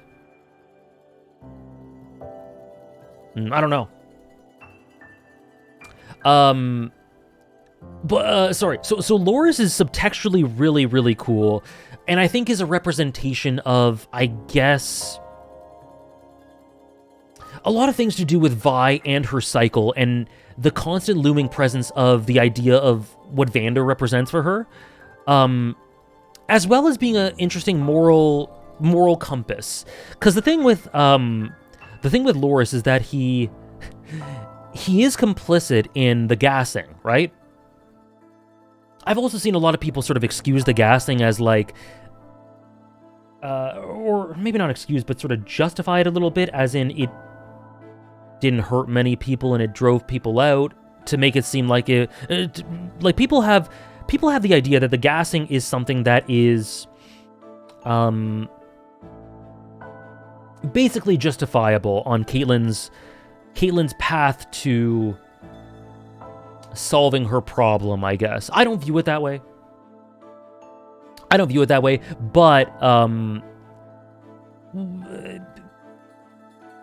basically, I find it interesting that Loris is, I know, excuse the gassing, no bueno for me, but hey, I find it interesting that Loris is complicit in that, but then draws a line, which I think makes him, again, similarly to Vander, shows that he's more morally culpable than you would assume, than you would think, given his role. It's a nice little wrinkle in him. Trish can't talk in chat right now, but she's asked me to tell you that she really appreciates Les because she's canonically trans. Yes. Les right here, who's involved in season 2, episodes 2 and 3, is canonically trans and voiced by a trans voice actress, which is very cool. I had no idea, and then I was informed after the fact.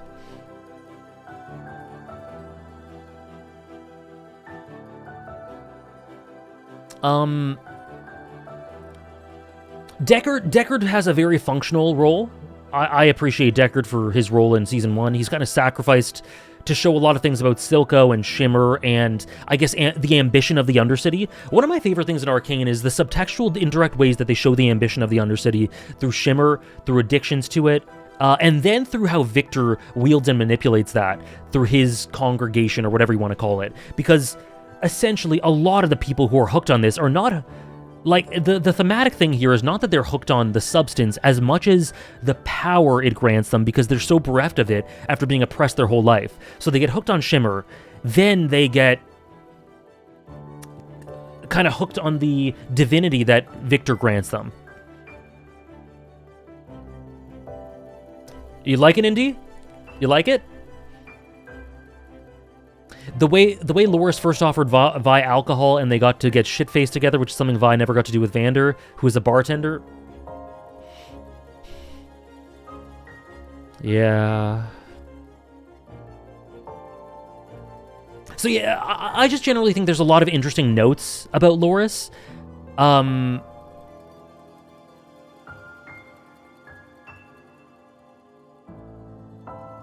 He's a mirror of Vander. His sort of moral outlook and the things he does are reminiscent of Vander, and I think he's a cool contributor to Vi's arc that's subtle, and not everyone will care about, but I do. R.I.P. King. And also, usage of the gray. I was very puzzled on the scene where Smeech's man found it with 3 eyes in the underground. It was obviously the strike team, but it seemed to have more significance. That did confuse me. That threw me for a loop as well.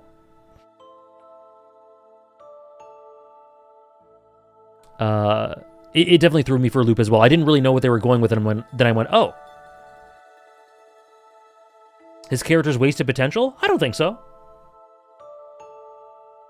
I just think he has a very limited role. Like, I did think that ultimately him and the 3 enforcers would be more prominent.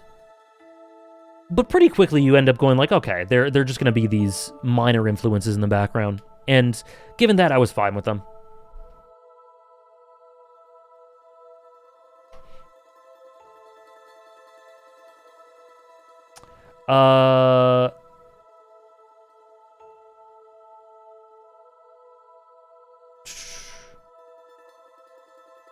God, this... I feel bad. His name's escaping me. What's his name? What's this guy's name? Finn! Sorry, apologies. His name escaped me. I have a lot of time for Finn. I think he's got a really cool character design. I think he's a great fraud, and I love Savika's line after killing him, which is not for a worm like him. But, Silco, You better get your shit together, because if you don't, someone more prominent than a worm could show up.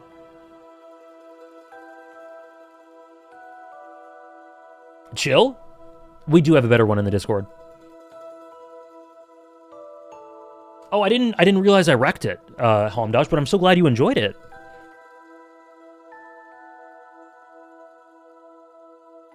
Yeah, Finn's fun. I like him a lot. He's just like the bona fide fraud grunt with incredible hubris that doesn't know where he stands, and he's awesome. I like Finn a lot. But then getting into the good characters, Clagger made me cry when he called Echo Little Man in the future, or sorry, in the AU. That automatically put him from solid to good. Oh, you're right, Homdosh, sorry. You're right, yeah. Sky, it's interesting because Sky in Season 2, it's like, how much do I attribute her in Season 2 to Victor? And how much do I attribute it to her character? I ended up attributing bits of it to her character, so she was elevated a little bit. But what I like is that she is this sort of...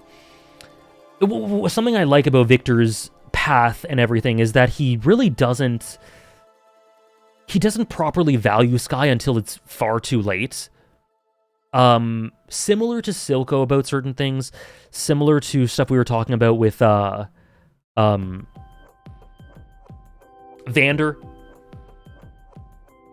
Echo, and I find that really cool. And Sky being this sort of guiding light, like everything you do is okay. Everything is okay. Let's go ahead, Victor.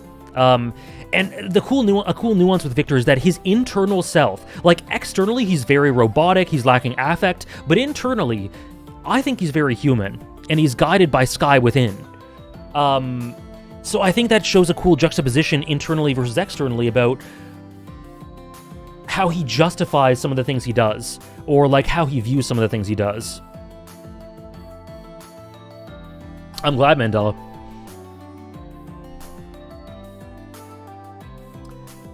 Is that true, the Eater? I think he's called her Sky a couple times. But maybe you're right. I thought I remembered him calling her Sky a couple times. Sky disappearing from Victor's realm is Singed extracting her to give humanity to Singed's daughter. Oh, that's interesting. That's interesting. The line is so haunting. I will miss our talks. No, you won't. To other people, but not herself. Oh, okay. Yeah, I see. I personally read it as her being part of the Hex Core, hence why her disappearing when he does the final evolution is significant. It could just be Victor internal. Oh, I think she's a projection of the... I think she's a projection of the Hex Core for sure. But I also think it's a mix of that. Like, they're not mutually exclusive. I think it's a mix of that in addition to Victor's subconscious, or whatever you want to... Sorry, the music. Or whatever you would like to call it.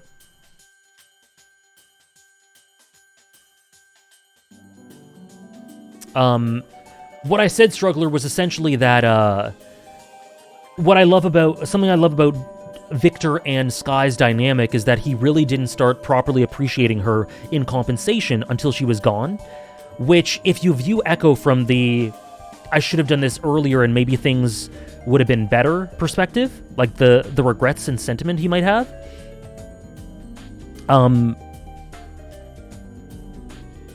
there's a similarity there. Not being able to act in the way they wanted until it was too late. But obviously there's huge differences. I like to believe it was her literal soul in the Hex Core fused with it and his subconscious. Yeah, I think it's an amalgamation. I think it's an amalgamation of all that. But yeah, Sky's cool. Cassandra, I like Cassandra a lot. I really like her in the first season, just because I think there's a lot of things about her that are likable, but she's also really aristocratic, pompous, elitist, condescending in ways that are unlikable, but at the same time, she's one of those aristocrats that I think have that you can't help but like in spite of her flaws. Just speaking for myself, of course. But there are things about her that I really liked, and I really like that sort of characterization. And I think her death, I think so too, Raph. I think that her death, in essence, elevates her for what she means in Caitlyn's mind afterwards.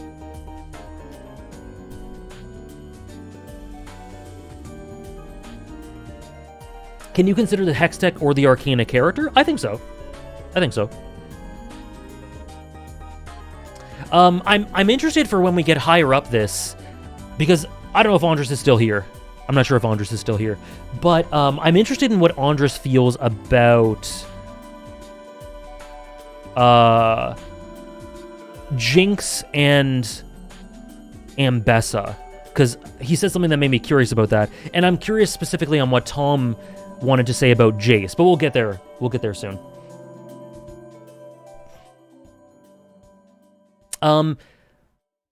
Benzo made me cry.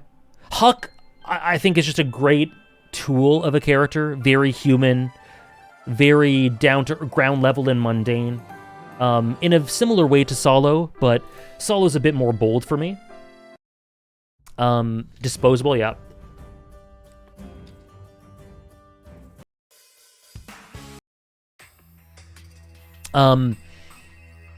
Milo, it just really broke my heart in a really, I don't know, in a Milo was fun because, not fun, it was really emotional for me, but seeing, because one of the big things about Milo in Season 1 is that he's got insecurities, right?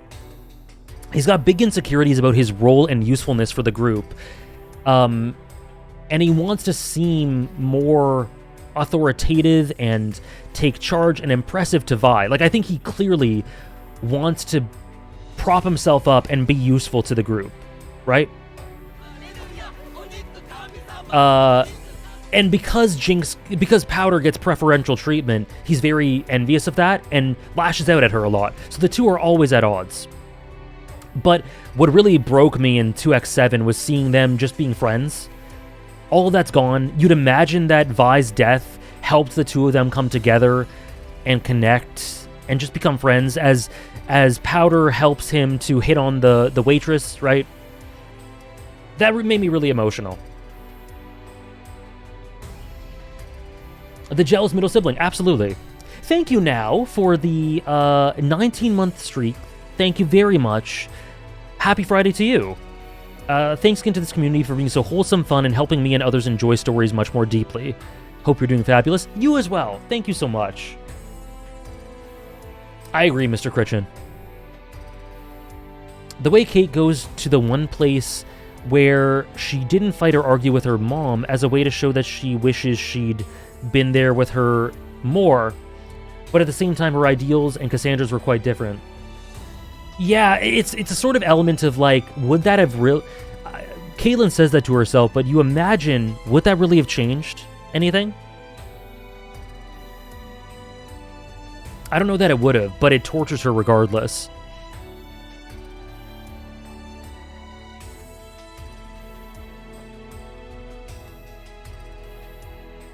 And then Solo. I think Solo's one of the most elevated characters in Season 2. I love the role he has. And I love how Ambessa, I love how he illustrates, like, there's no accessibility, wheelchair accessibility to the council room. I love how he says, like, we are in the dungeons now. Speaking of the verticality, the condescension, and, like, how blasphemous it is that they are in the dungeons. I love how Ambessa uses him and then disposes of him. And then the very human way in which he sort of loses sight of himself, becomes reliant on that shimmer thing to feel like he hasn't lost his power. And then, of course, Victor heals him. And one of my favorite lines in the whole season is, who else could heal such a broken creature? That really gets me. The scene that always hits hard about that scene with Kate is how she says she can only think about Jinx's laughing, but when Jinx launched the missile, there wasn't a single smile on her face. Yes, the misrepresentative symbol that Jinx shows, not just in Caitlyn's mind, but to the world at large.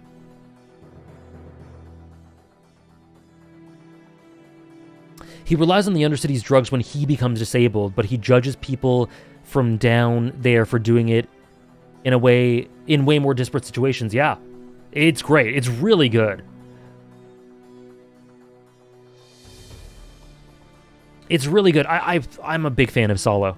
He's not quite very good in the very good tier, but he's awesome.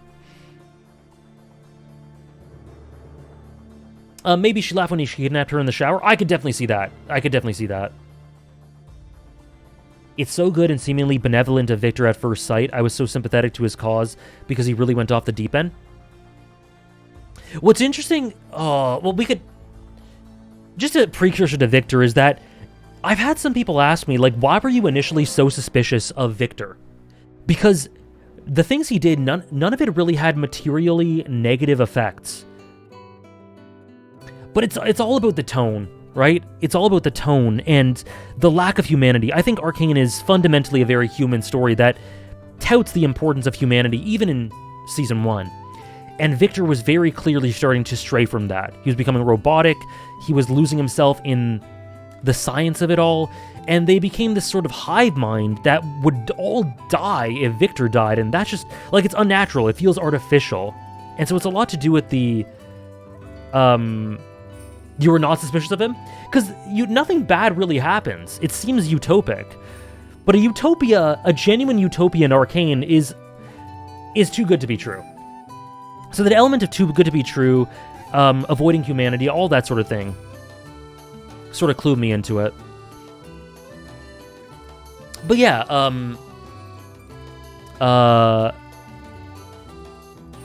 Solo changed through trauma more than Victor? I agree. Yes, they were overly... That's a great juxtaposition. They were overly dependent on... Like, they literally couldn't function without Victor, whereas Echo, they functioned totally without him. Or, obviously, it was difficult, but, like, you know.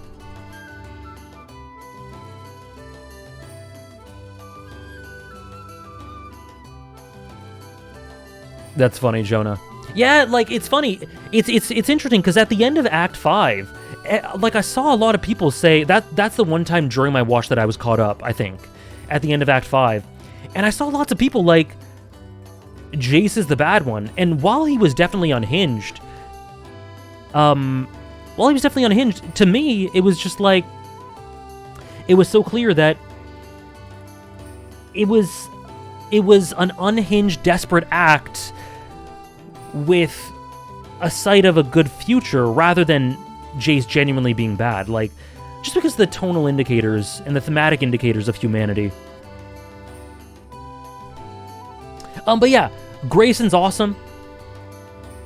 Grayson's awesome too. And then we have Isha. Jinx did laugh when she took the gun from her in 1x9. It isn't indicative of Jinx as a whole. It's largely the side she presented to Caitlyn. Exactly, yeah. Yeah, she's mischaracterized in her mind because of her experiences. Isha's awesome. I think amazing representation of Powder helps Jinx reflect on a lot of things. Just generally really lovable and likable. And core to one of the best sequences in Arcane, which is 2x6's finale sequence, overlaid by Victor's speech. I think she's great. I really like her. She doesn't have... Because I think, for me personally, she has like a little bit of a ceiling because she has a very defined role. But I think she does it very well, and her representing the side, like, she is both a reflection of the positives of Jinx that Jinx needs to see in that moment of time, and a representation of, I guess, celebrating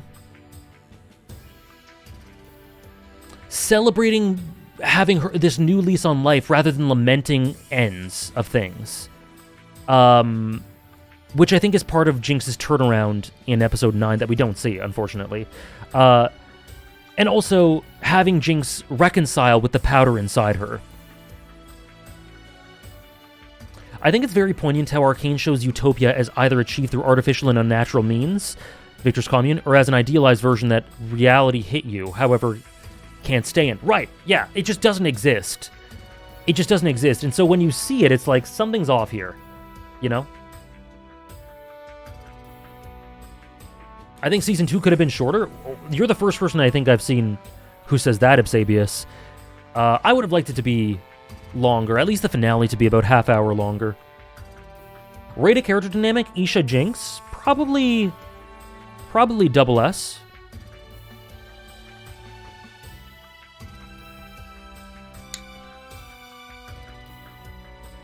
And yes, I didn't mention this during my reaction series, but I love the detail of her being mute and communicating so clearly in spite of that. Apparently when Jinx was seeing her hallucinations in 2x4 after Jinx was Isha was taken, there's a little Isha hallucination trying to fight the voices. God damn. Vi Vander? Double S. Yeah, again, I think I disagree with that, Ibsabius. I think Mel needed... I would have liked more from Mel.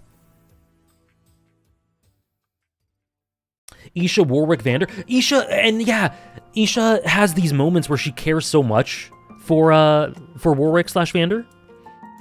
I think he's Vander. To me, the way I consider Vander / Warwick is he's Vander until 2x8. Like, once we hit 2x8, he's Warwick. Warwick is the monster to me. The water in the helmet, the montage where Victor's trying to cure him or whatever, where she's helping him the whole way. I like the irony in how her loss is the result of Ambessa, Singed, and Victor's antics. Ambessa wants to protect her daughter, Singed wants to help save his daughter, and Victor wants to help Zaun's people. Isha happens to overlap with those three goals as an orphan from the Undercity. She does, yeah. We were talking about byproducts and characters being byproducts, and how Singed is one, Silco's one, etc. I think what's cool is that Isha is a byproduct as well. But what's cool is that she's a positive one.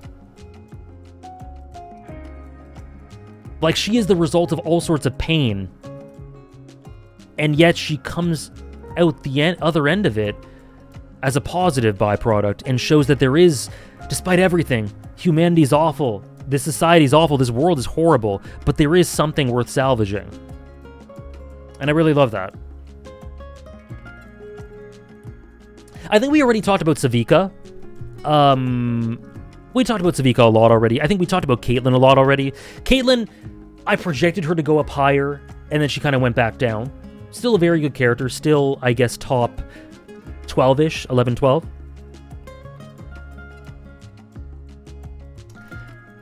She's a byproduct of both failures, but she has a positive impact regardless.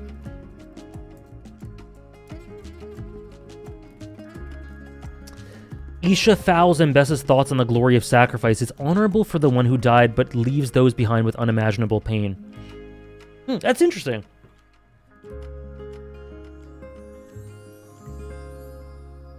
That's interesting. Oh, no problem, Greenfool. It does leave them with unimaginable pain. But I would like to think... The show doesn't tackle this in the text, but I would like to think that Jinx was able to ultimately come around to her sacrifice after her talk with Echo, and realize the nuance between Silco's death and hers, for example, and see that she was like the good end, she represented the good end powder, or not the good end, but the more positive end powder. Was she S tier during Act 4? I'm not sure. Probably not. She was probably like B tier during Act 4. I agree, Tofu Sauce. We talked about that earlier. Yes, Ambessa, there was a tomb for Isha, yes. Lovely detail. Love that. There's a moment in 2x6 where we see Vi, Jinx, and Isha all walk towards the commune, and you can see how Vi, Jinx, and Isha all walk similarly.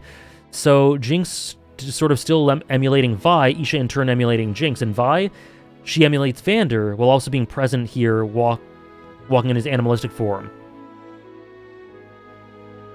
Interesting. Hello, Mectane. How are you?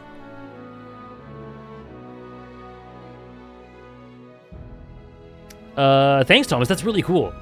To me, that walk through the commune reflected a lot of things about the first walk through the Undercity in episode 1. But in terms of the roles, that's much more apt. Yeah. Oh, Caitlyn in Act 4. I don't know that she's not S tier now. I don't know about the letters. But, like, at the end of Act 4, I projected her to be, like, up here somewhere.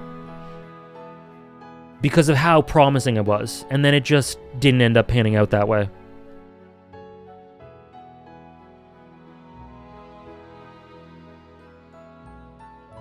So yeah, she's more or less where she was at the end of Season 1 for me.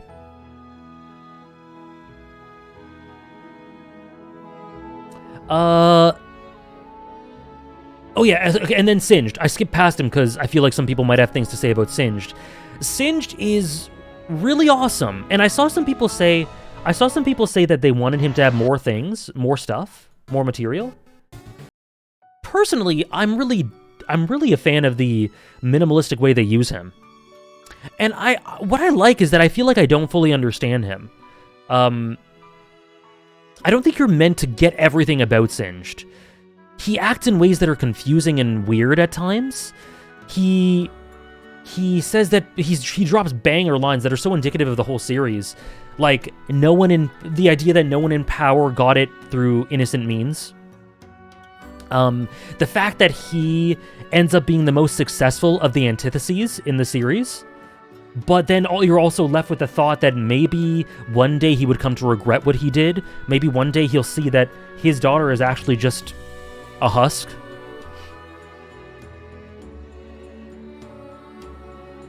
And then how he looks at the Undercity. He went to that rally. His love. His success is arguable. Well, that's the thing.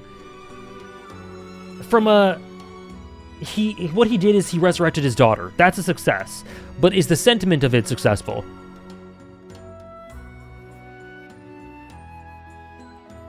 Thanks now.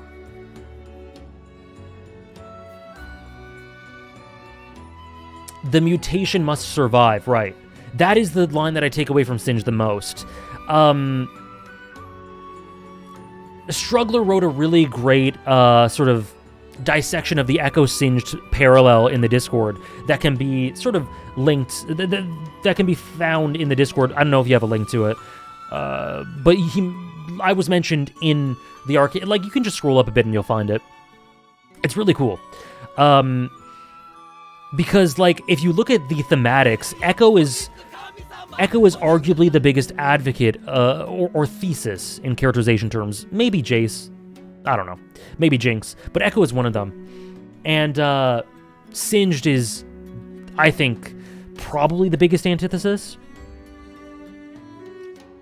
He's about running away, forsaking connections, using progress, but looking towards the past. Yeah, it's like progress for progress' sake, science for science' sake, rather than keeping a firm eye on what reality is, what life is.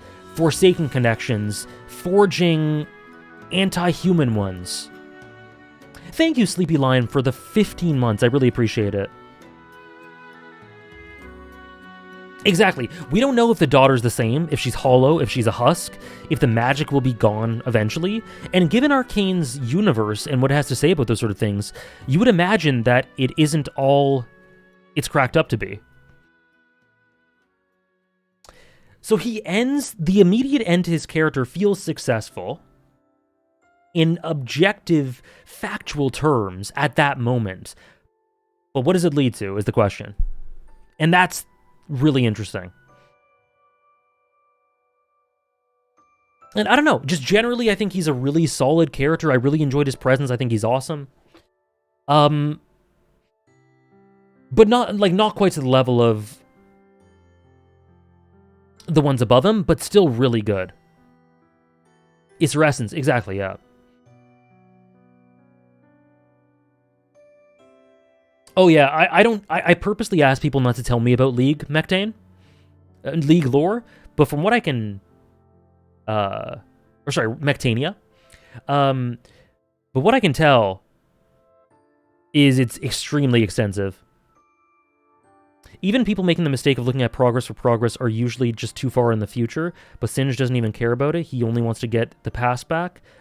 Even the trap of progress is flipped with him. He's completely isolated. He almost feels like he's outside the story in that way. He feels very meta. Like, Singed, more than any other character, is... Like, I think other characters, the sentiments of their design, narrative design, is that...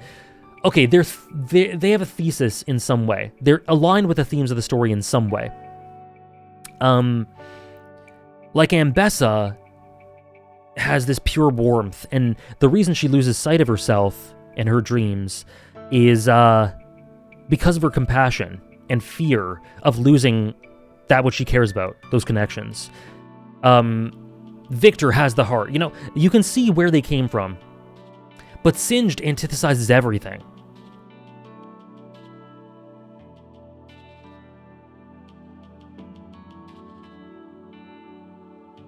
Singed and Savika both worked for Silco. Careful planner and Savika a full gambler. Singed accomplished his goal while Savika had just taken the first step towards her own, but the two scenes are framed as completely different, with Singed's victory being more hollow. Nice, Angelo. Her design seems inhuman, and I could see that working out in her character, and I could see Singed ending up coping that what he did worked even if his daughter is lost in a sense. It's interesting. I could see him coping, I could see him despairing. I could see both. It would be antithetical. It would be antithetical to, I think, cope.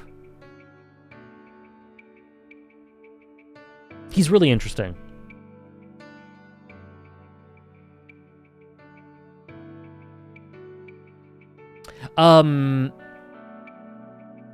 Mel? I think I've talked a lot about Mel. The dangers of innovation, yeah. That's been there since episode 2. But Mel is another one who I could have seen being higher up, and honestly, thinking about it, Vi might... I could see him just straight up succeeding. It's possible. It's definitely possible. I would lean towards him not succeeding because of everything else in the series tonally and thematically, but it's definitely a possibility. He saw both sides of the equation. Yup, he was with Heimerdinger, right? And then he was with Silco, and chose to become an outsider leaving it. By rejecting death, he also rejects life. While Ambessa does the opposite by becoming really involved in both, while being an outsider at the start. That's a great way to put it. Am I interested in the Riot MMO? I can't say I am. I can't say I am. But I've heard very little about it, so...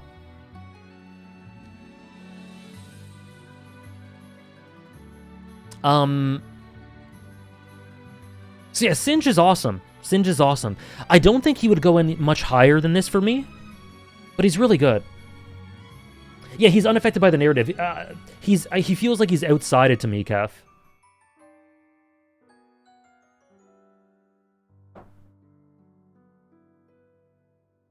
It's too bad Andres left, because I know he has very,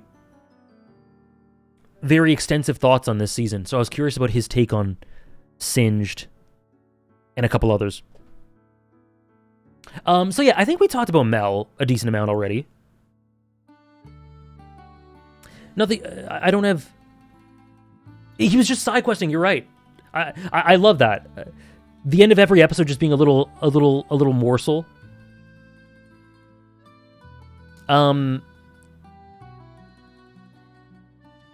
Yeah. Singe is great, and I think he's essential. So I guess next would be, you feel free to say something about Mel if you would like to. But we did talk about her a lot earlier. He could, Kev. He absolutely could. Kind of you know who coded, if you know who I mean from Bleach. Do you like the idea of it being open-ended if it worked or not for Singe, or would it be cool for it to be explored? I like it open-ended. I personally don't want to know. I'm a liar, F. I'm a liar! I'm a fraud. Oh my god. I like it being open-ended. I like that it's open-ended. Very good, Struggler. Very good. So, yeah. Moving past Mel, Heimerdinger? I honestly have so much love for Heimerdinger. Oh, is that right, Jonah? I haven't seen much Mel discussion. I haven't seen much. Heimerdinger's in my top 5. Based! Honestly, I've been thinking, this is the tier list I made at the end of the season, but I actually think he's low-key top 7 or 8. I love Heimerdinger. Honestly, I love him. Every element of him, all the flaws that we see in Season 1, the dynamic with Victor and Jace, the dangers of science and innovation, the nuances, how Piltover has come to be this way due to his indolence and naivete, and all of his flaws in ignoring the human side of things, how all of that gets awakened with Echo's humanity and heroism. Oh no, oh no. In Season 2, oh, this song. And then how he ultimately comes to find a middle ground between innovation and progress that is very indicative of, I think, the themes of the whole series, but in a more productive way. Whereas before he was stagnant, he becomes one for progress. Safe progress, cautious, but still progress. Whereas before he was about stagnancy and rot. And of course, yeah, like Struggler says, he was wrong before, but he learns and he changes it. And the line, oh, I'm tearing up, man. The line he says to Echo about, "Since I met you, I truly lived." Oh, man. When Bro had lived hundreds and hundreds of years, but he didn't consider himself truly living until the last couple when he met Echo. Like, there's something so beautiful about that. And his lasting legacy on the world, he undeniably left a huge negative impact on the world, but his lasting legacy was one to save it. Was one to save his shard. And his song, maybe my favorite. Maybe my favorite. Keep marching on. Thank you, Porus, for the 23 months with Prime. I really appreciate it. His 2 students team up to save the world. It's unbelievable, man. I think he's ahead of Vi. I gotta say, I think he's ahead of Vi.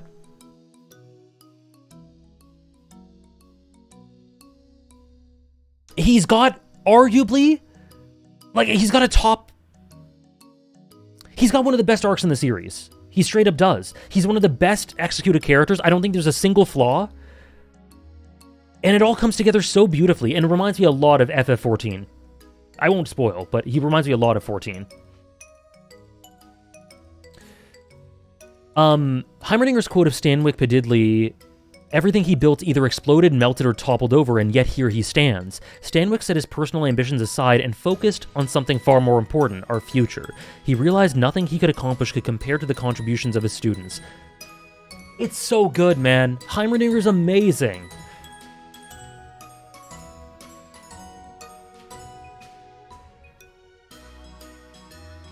Oh yeah, he's handled beautifully in Season 1. He's a tragedy for the world at large that ultimately gets hope at the end of it through meeting Echo. And the way that he has immense knowledge and wisdom about certain things, but he has such a blind spot on a human level. He just can't relate to Victor. He's part of the way that Victor drives himself in the way he does, and Jace and Victor are driven away from him because he just refuses to meet them on a human level. But he learns. He truly lives at the end. It's so good. Yes, how could I forsake a brilliant lad in need again? Right at the end, he realizes his mistakes and he's able to correct them. He's able to be better, and it's not too late for him to enact the change on the world that he wanted. And yeah, he tells Echo to enjoy the time he has. And something I love for him that never leaves is his pure fixation on the beauties of science and innovation. I think the story very intentionally draws attention to why he became a scientist in the first place through the moments where he shares this innovation with others. In season 1, episode 7-ish, when he's just going through the Undercity, exploring it, and he does a little trick with a top and shows a little girl in the alley the beauty of it. When he's like singing for the kids, or showing them this bubble machine in Echo's place. Like, that's why he does it. The beauty and wonder of science is wondrous to behold. He never had ill intent. He did lots of bad in the world, but it was never through malice. He always just had a firm eye on the beauty of that sort of thing, but was struck by fear, or he was too scared to properly live and properly be courageous enough and yet wise enough to enact it in a good way. Like, it's so good. Heimerdinger's song elevated 50% of his character, Heike. I can't imagine 2X7 without that song. He linked the character to the idea of time because of how different his life expectancy is from others. It made him the one who was holding the clock that Piltover is at first. Turn the clock so slowly that the arrows can't make a significant step. Echo needed to meet him to repair the clock. Ooh, look at that. Look at that symbolism. Oh, this... Honestly, Kath, if I wasn't talking about something else right now, I'd be crying. This song destroys me. He can and will enjoy making things move and turn, but he couldn't bring himself to do it because something that big because of the risks. Right. But it's the little nuances that he changes. I love the line when he meets Echo and learns why Echo built this hoverboard the way he did. Really shows how open he is to learning. Right, he's just a kindred spirit with regards to science with Echo and Jace and Victor. That, again, similar to Ambessa, was wrought with fear, but was able to overcome it at the end. It's so good. F. It's so good. Heimerdinger has one of the best arcs in Arcane. Like, in terms of pure developmental arcs, very few measure up.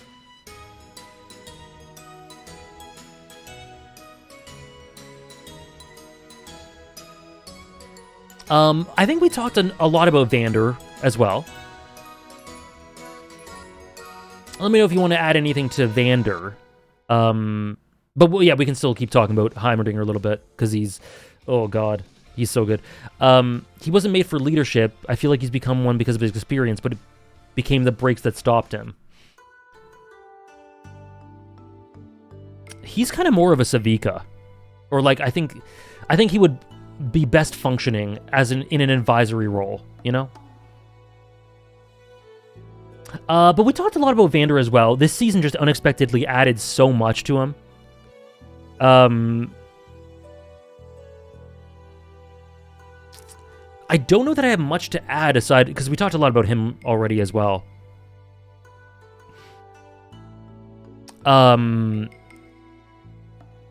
Yeah, the dynamic with Silco, the dynamic with Vi, the flaws of his leadership, how he juxtaposes with the thematics of Warwick, how his character ends and is put to rest, and when he blows out the candle, and all that, and how he breaks through the husk of the beast to connect with with his daughters. And one thing I love is that something that people said a lot of the time in season 1 is that Vander doesn't actually have a connection with Powder or Jinx.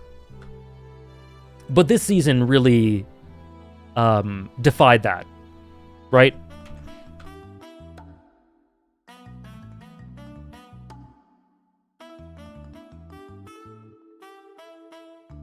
What's up, Ovi? I heard that my opinion was desired. Take on Singed. I was curious about your take on Singed and on, I guess, because you mentioned Jinx, so I was curious about your take on Jinx and more specifics when we get there. But we passed by Singed, and I was curious. What's up, Ovi? It's going great. It's going great. I was worried when Vander got revived that it would rob his death of significance. Ultimately, I think it worked, but I'm not sure if I would have preferred him to have a similar role to Silco. For that, I think it works because of what it does. I get that, but to me, I like it because of what it does as a representation of Vi's trauma in some ways through the Beast of Warwick. And I like that this seems sadistic, but I like that in a karmic way, Vander's sins is maybe a strong word, but you know what I mean, seem to follow him through him not being able to rest and through him embodying the beast that he tried to avoid, which is very ironic considering he avoided it so hard that he, in lots of ways, avoided progression. I hope you enjoy them when you get to them, Ofi. I think they're pretty cool. Warwick's role in the final episode, what I think is kind of redundant is the constant flashbacks of Vander blowing out the I felt a lot of emotion when he blew out the candle, but I don't think it was needed because I think that sort of thing should have probably been put to when he was actually killed in either 2x8 or 2x6. Either or. I think that was a bit redundant, but because of what Warwick represents, he's not really Vander anymore. He's a representation of things associated with Vander and Vi, but he's not really Vander anymore, so I'm okay with it. At least Singed understands what evolution is, unlike Victor. Oh god, the Singed Victor... Singed was a lot more interesting and engaging in Season 1, but I like how he's used structurally in 2. The whole, science stuff, the treating of the war as this testing ground for his technology, and the fact that he exists outside this cycle that Victor speaks to, almost. Not to me as deeply psychological as he could be. I agree with the psychological thing. He doesn't, strike super deep in my gut, but he's he's a really intelligent, sort of meta, different character that stands apart from the narrative in a really effective way. Thanks, Andres. There was no obligation to come back to explain it, but I appreciate it. In the depths of his animalistic desires, it's his daughters that brought him back. We immediately saw Powder and Jinx, something that everyone in the story had so many difficulties doing. Yeah, something that kills me about this shot is that they're so different. They're all so unrecognizable in so many ways. But their heart is still there, and they're still a family, and that really gets to me. I sort of see it as Jinx letting Vander go. That's fair. I see it as... yeah, that's fair. I can see that. What have they done to us? Yeah.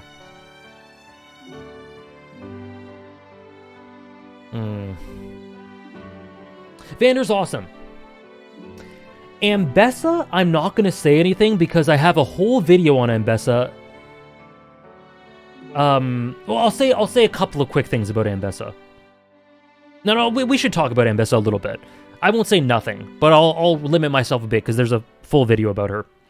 The one thing I like with Warwick and 2X9 is a lot of time stories will always have the character who secretly has love in the monster. Still, but I like that Season 2 takes the step to show you Vander's completely gone and it's just the beast. Me too. For a lot of reasons, I think it had to be that way. Thank you, Ofi. Thank you, Sarah.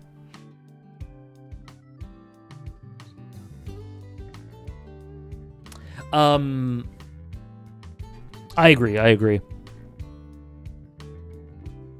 He sacrificed himself for the future of Vi and Powder on the bridge. Interesting.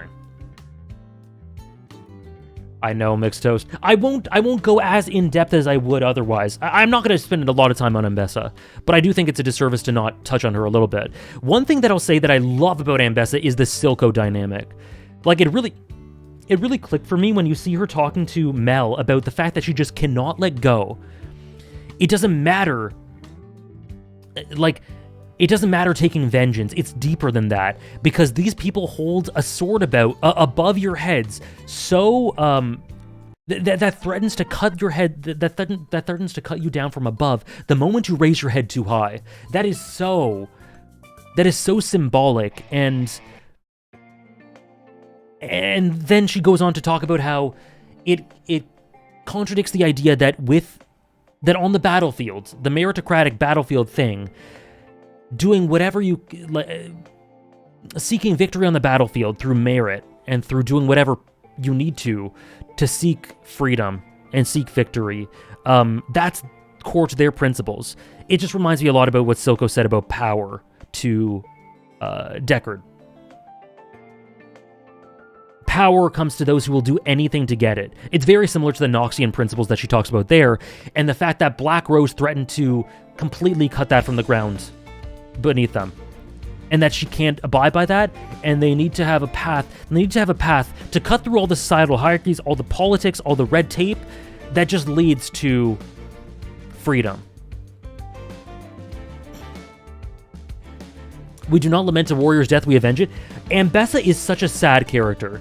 She is just an accumulation of fear and avoidance, and it's so tragic because she does it all for love. She does it all for love, just like Singed. But the way in which she enacts this only exacerbates the problem, because she creates more and more enemies that will then be a risk to those she tries to protect. And add to that the fact that we do not lament a warrior's death, we avenge it. It's just this endless spiral.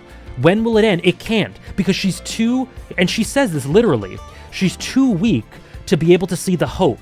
She's not strong enough to be able to see the hope. And I think that's a bit harsh on herself, because we see the music video, we've seen how she's grown up, what she's been born in. Just like Caitlyn and Jinx, exactly. Any one of us would probably end up the way she does. Like, how could you see hope in the world when you've seen what she's seen?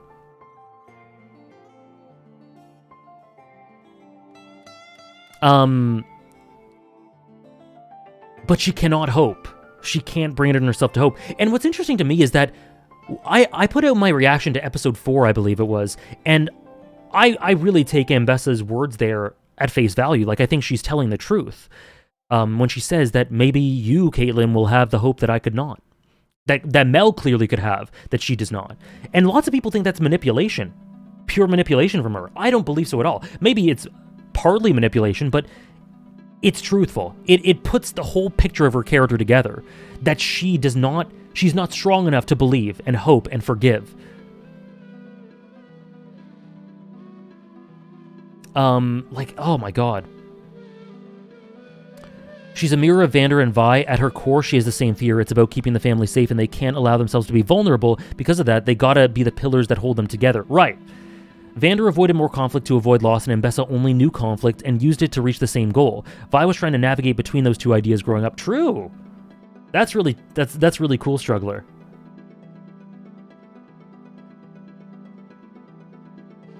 Maybe it's a forest for the tree sort of thing, or like became so embedded in it despite his original cause, Andres.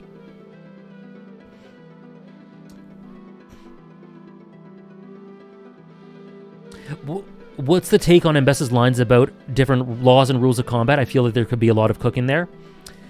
Yeah, so it can be attributed to different characters. But something that I really like about that is that they are reflected. So there's might, guile, vision, and sacrifice. They're reflected in a lot of ways through Caitlyn, through Mel. But what I like is how she's juxtaposed, because I think there's a secret fifth principle. not to combat, but principle in general. A principle to freedom or progress, and that is hope. To progress in the way you want to in the world, you need to have a firm eye on reality and the darkness of humanity, and Ambessa is not lacking in that, but she lets it consume her. And so there's might, guile, vision, sacrifice, and it's interesting because I buy into those. I think Vander I don't think Vander necessarily had sacrifice, or he did in some abstract ways, but I don't know. He had a vision, but not a methodology to get there.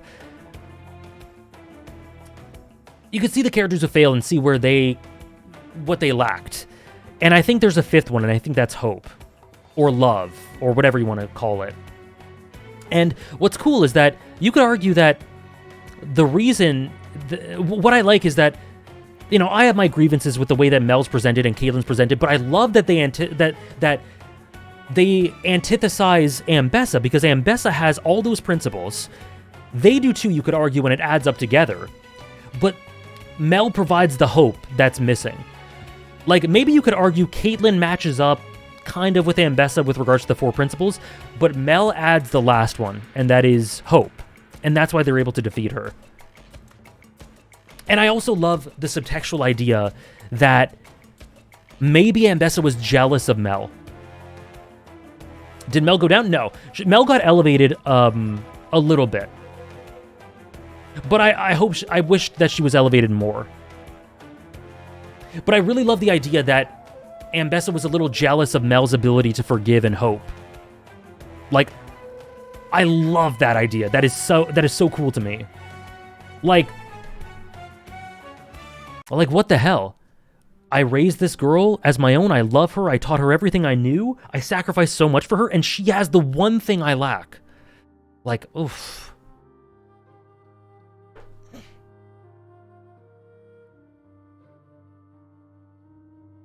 Rated character dynamic, Mel and Ambessa, double S. One of my favorite. Maybe double S plus. Mel and Ambessa is so good. Thank you, Anubis, for the 25 months. Thank you very much. I really appreciate it.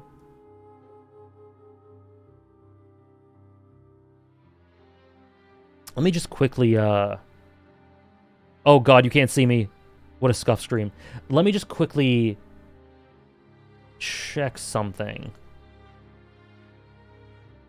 Ah, there we go.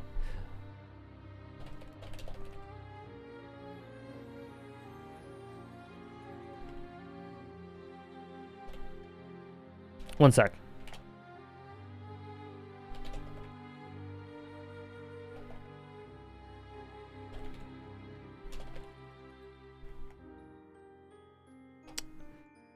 I need a message to Ziggurat. Goodbye forever. No, I'm back. I promise.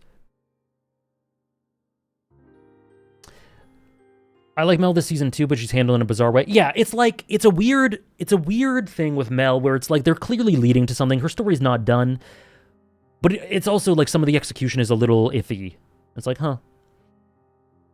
Silco and Ambessa both saying the words their daughters needed to hear. Oh yeah, and something I also love is that Mel wields Black Rose, but see, she subjects her mother. Like, the one thing that characterizes Ambessa is love and a fear of loss. Fear. And Black Rose represent that fear. That is hell to Ambessa. It's so clear. That is the deepest pits of... in the deepest pits of her soul, she feels fear more than anything else, which juxtaposes her sort of impressive demeanor so beautifully. But what I love is that to stop her mom, Mel has to wield that, but she takes her out of it. She doesn't subject her to like the worst pits of hell because she has love for her and sympathy for her, and she sees where she was misled, and so she doesn't subject her to that. And that I think is such a beautiful touch for Mel. That her mother needed to be stopped, her mother needed to be killed and put to rest, but she does not subject her to that, and she betrays Black Rose. It's really good.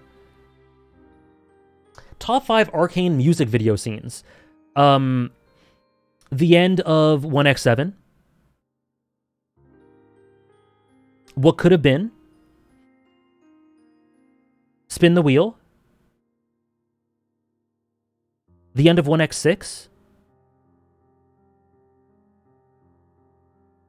And either 2x the one in 2x3 or the one in 1x8. I love the meta things they do with 1x8 with Vi and Jace fighting all these things. Is like, fuck yeah, let's go, yeah. And they both lose themselves in this outlet because they both need to act and take out their fury.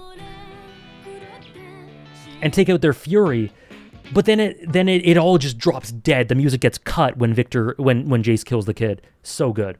Oh, I forgot Mama Ye Enemy. Okay, that's fine. That's the fifth. But those two are honorable mentions. Isha Song. Oh, I forgot about that one too.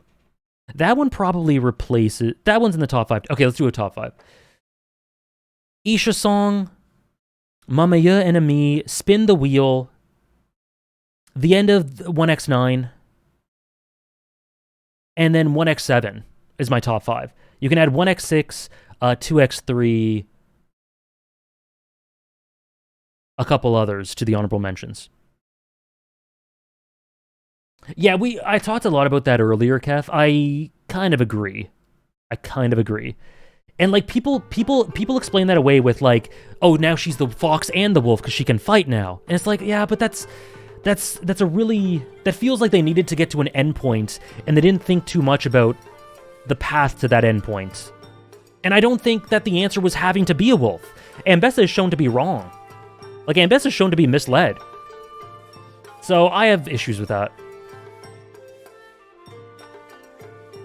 Yeah, I think I'll do that later, Struggler. Look at. I'll do this later and share it with the Discord. My favorite dynamic in the show? My favorite dynamic in the show is Jace Victor.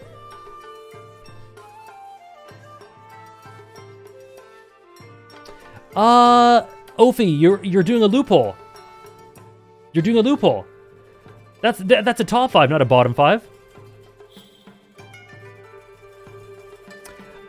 We talked about it. We talked about it earlier. My biggest criticism of season 2 is how Savika's approached, Caitlyn's approached, Mel's a bit weird. The pacing in the last couple episodes, the sex scene. That's 5, right? And then just like the byproducts of missing out on the political byproducts and ramifications of missing out on fleshing out Savika and Mel in their political realms. So I answered you anyway. I'll just this once for a top 5, bottom 5.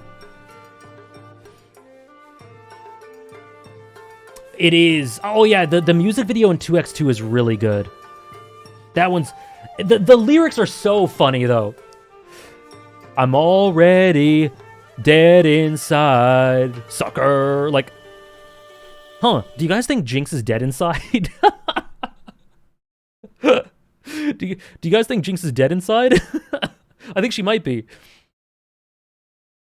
No, but I do like the music video a lot.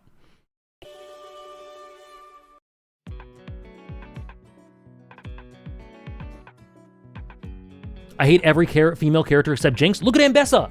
Top 6! Yeah, Zard, I talked about it in my Ambessa video.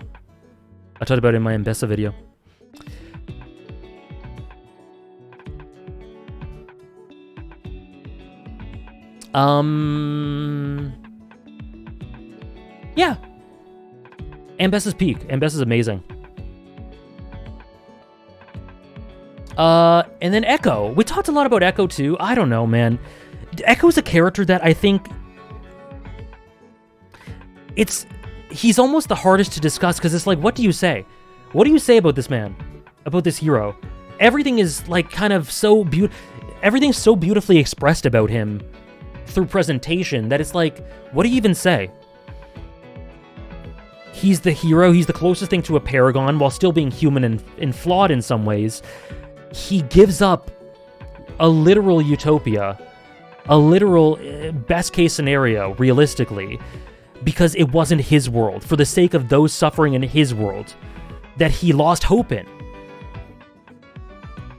This guy makes me cry so much. No problem, Trish. We're coming towards the end anyway. Hope you're having a good time. Did I gas up Jace Vic? Not a lot. Not a lot.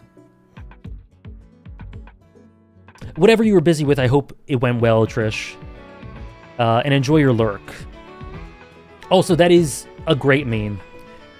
Arcane character, kills someone and steals their money. Arcane soundtrack, sometimes I kill people and steal their money. How did it come to this? Killing people, and stealing their money.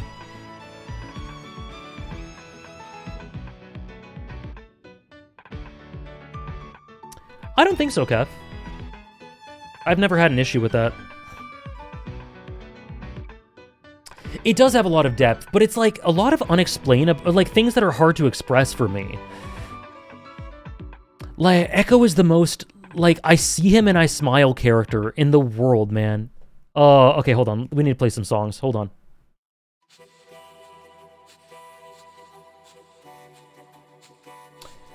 I love this man so much.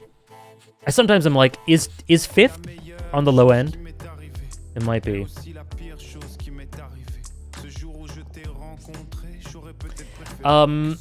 I don't know, man. They're like, I told Andres about this. It always makes me so emotional, man. You know which scene? It's a little moment. It's such a small moment, but it just kills me.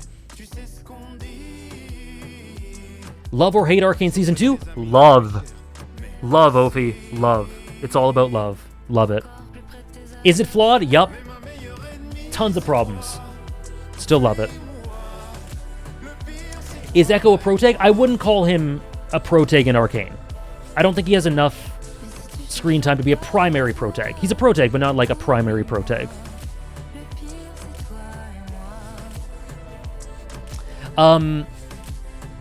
The one moment that always sticks with me, and it's such a small moment, but like, you know when Echo's wigging out at the beginning of 2x7 and Jinx nonetheless supports him and is like, what's going on? But then he kind of says some rude things unintentionally about Vi when trying to gauge if she's alive or what happened to her. And then later in the collaboration montage, he goes by the shrine and lights a little candle or whatever for her and does a prayer. And, oh man.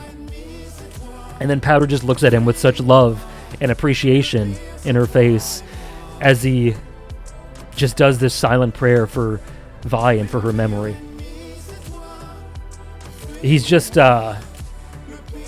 he's a hero, man. He's such a compassionate, warm, kind person in a devastating world that somehow is able to hope and give up, sacrifice so much just to enact, just to make it a bit better and just to help the people he cares about.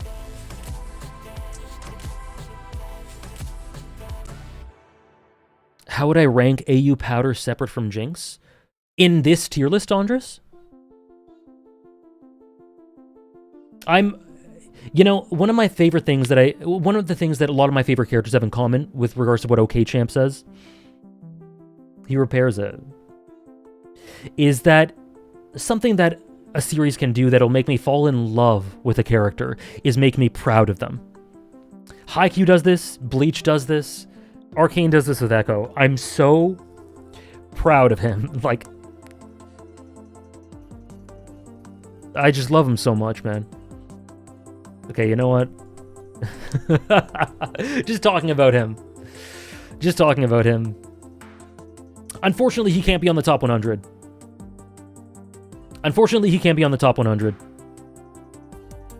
But my emotional connection to him is so strong. And the thing is, he's really, like, basically, he's characterized in 2 episodes. Both episode 7s of the seasons. They're the Echo episodes. And both of them are 2 of the best in the whole series. Rated character dynamic, Jinx and Echo, triple S. From basically 1 episode.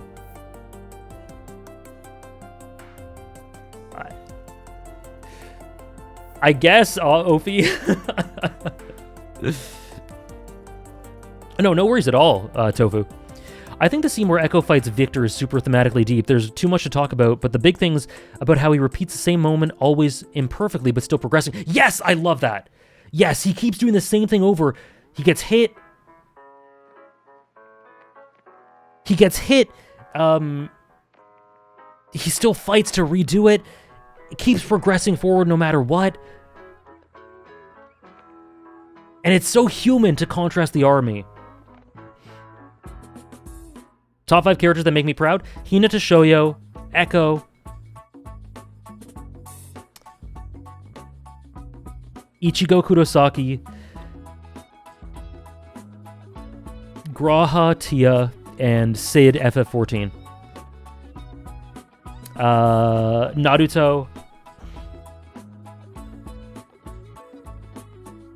Robin, Nico Robin.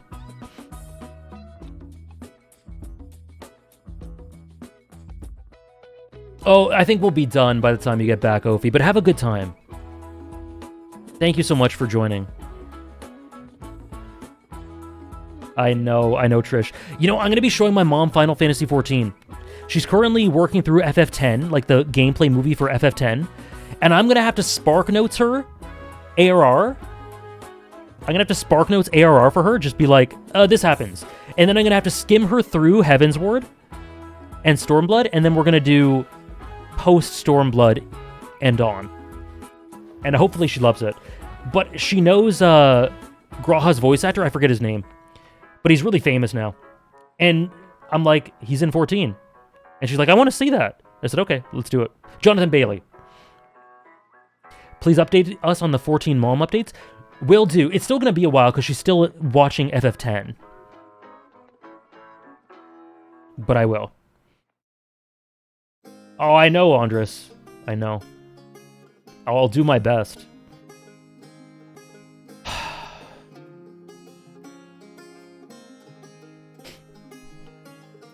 Go spin the wheel and see where it lands. Join in the circus, stay for a dance. And right when the war quiets down, strike up the band. You did it with Fiji a little bit, right, Andres? Keep marching on, my friends. How would I rate each Arcane season? Season 1, 10 out of 10. Season 2, 9 out of 10.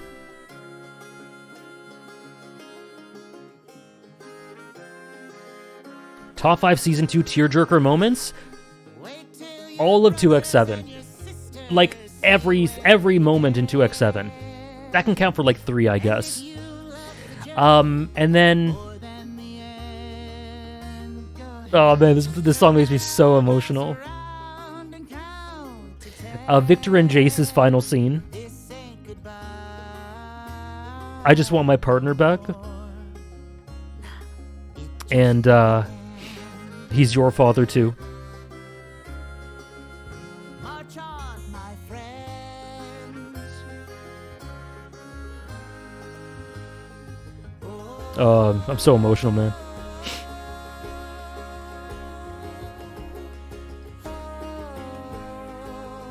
Isha sequence, I was more in awe than emotional. I think. I know, right? It's crazy, Andres. The good thing is my mom will be watching Shadowbringers and Endwalker, so I don't need to explain Emmet.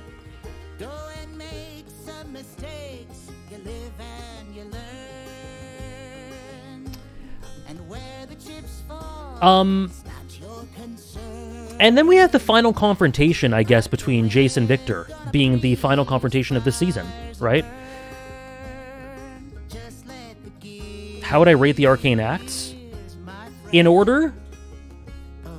just let the gears. Not strong 9, strong 9, 10, Let 'em turn. strong 8-ish, strong 9. I don't know how to rate the Act 6.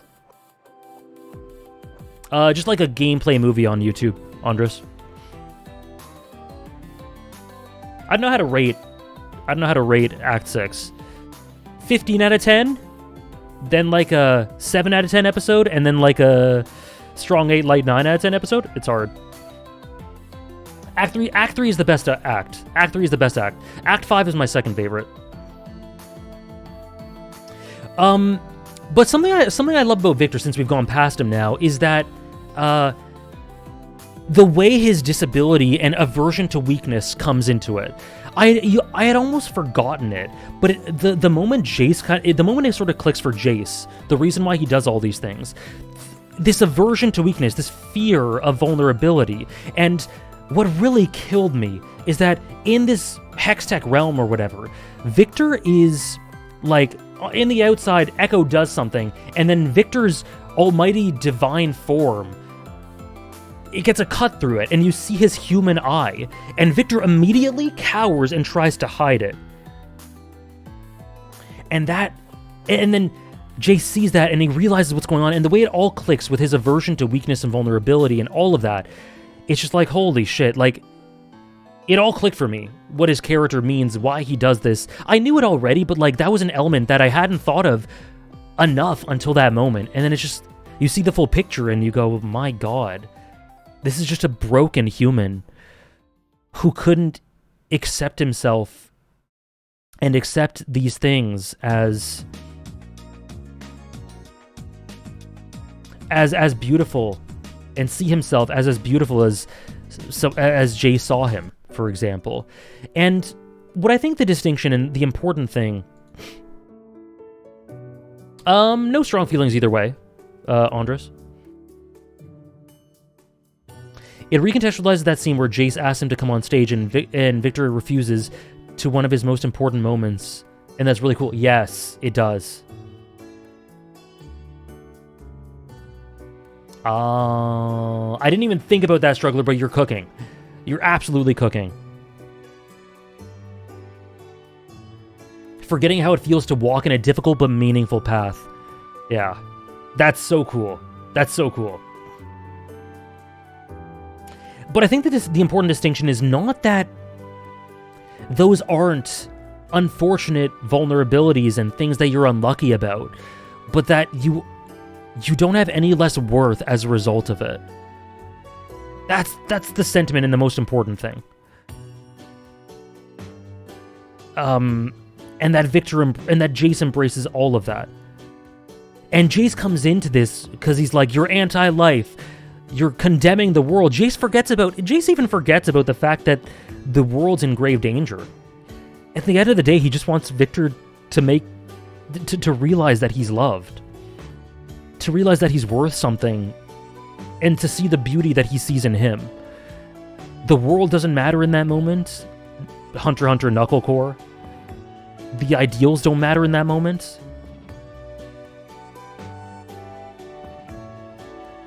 And the music in that scene, the leitmotif tying back to when they first meet each other. Insane. The inferiority from season 1, yeah. And it comes into prominence here so beautifully. And it makes sense because he congregates and gathers all the people from Zaun. Like, the majority of them are from Zaun, right? No problem, Mr. Christian. You won't miss too much anyway. Thank you for hanging out and sharing your thoughts. Really appreciate it. I love the Machine Herald Victor design. It's a perfect combination of his destructive desire for perfection and the human flaws and love he still has.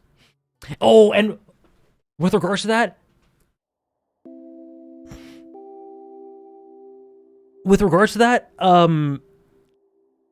him carrying the blanket that Jace puts on him in episode 2, or is that 2? 2, in episode 2. It's a constant feature of his character design. He never lets go of his connection to Jace. There was always a bit of that love in there. And that's so, oh, I love that.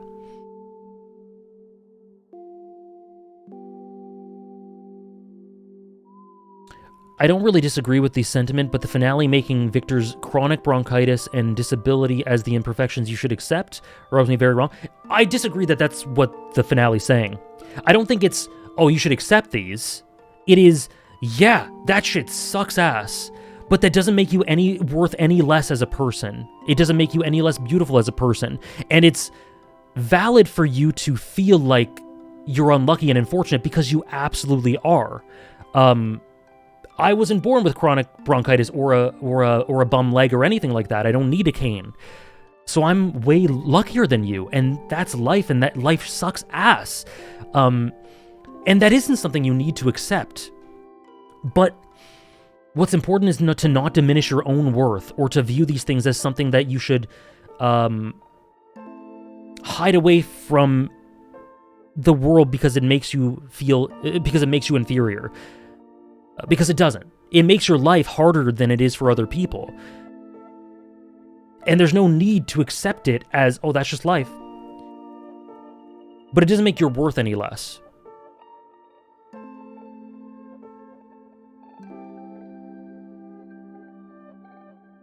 I just don't see the awful optics, Kev, because that's not what it's saying, right? If that's not what it's saying, then what are the awful optics? What I think is awful optics is the Zonites donning the uniforms of enforcers. I think that's bad optics. Like someone in my comments said that it's actually historically accurate, and it makes sense for people on the same team to have the same uniform. It's like, sure. Yeah, you're right. It still is very counterproductive to the messaging. But with what you're saying, I just don't see what you mean.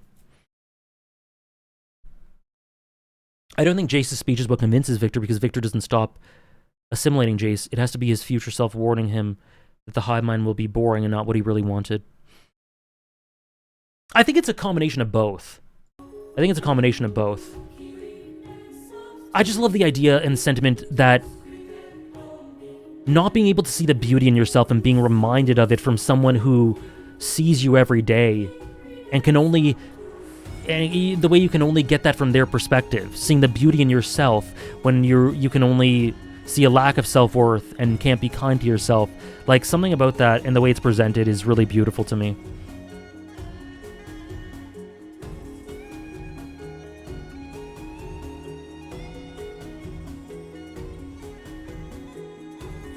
I do agree it's a fine tightrope, but I ultimately think the conclusion is, to me, unambiguously nothing wrong with it, to me. It could have been bad. It could have been. If it was approached with a different tone, even just a slightly different tone. But I think the distinction between acceptance and worth is really important. One entry, Tom. It's going to be one entry.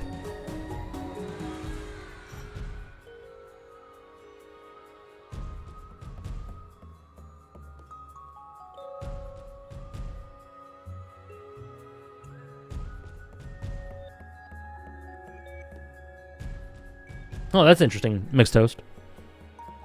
Yeah, that stuff, Andres, I'm not going to pretend like I've thought about it a lot. I'm not too sure myself.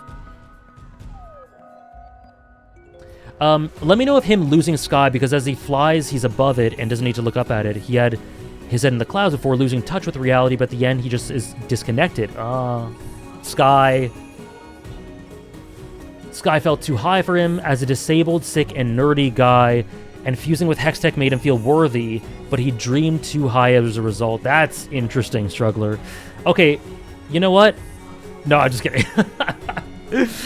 Echo and Victor are 4 and 5 in some order.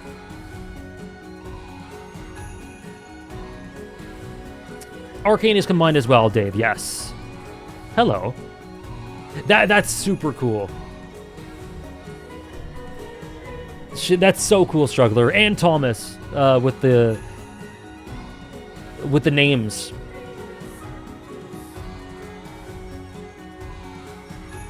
Miss Young.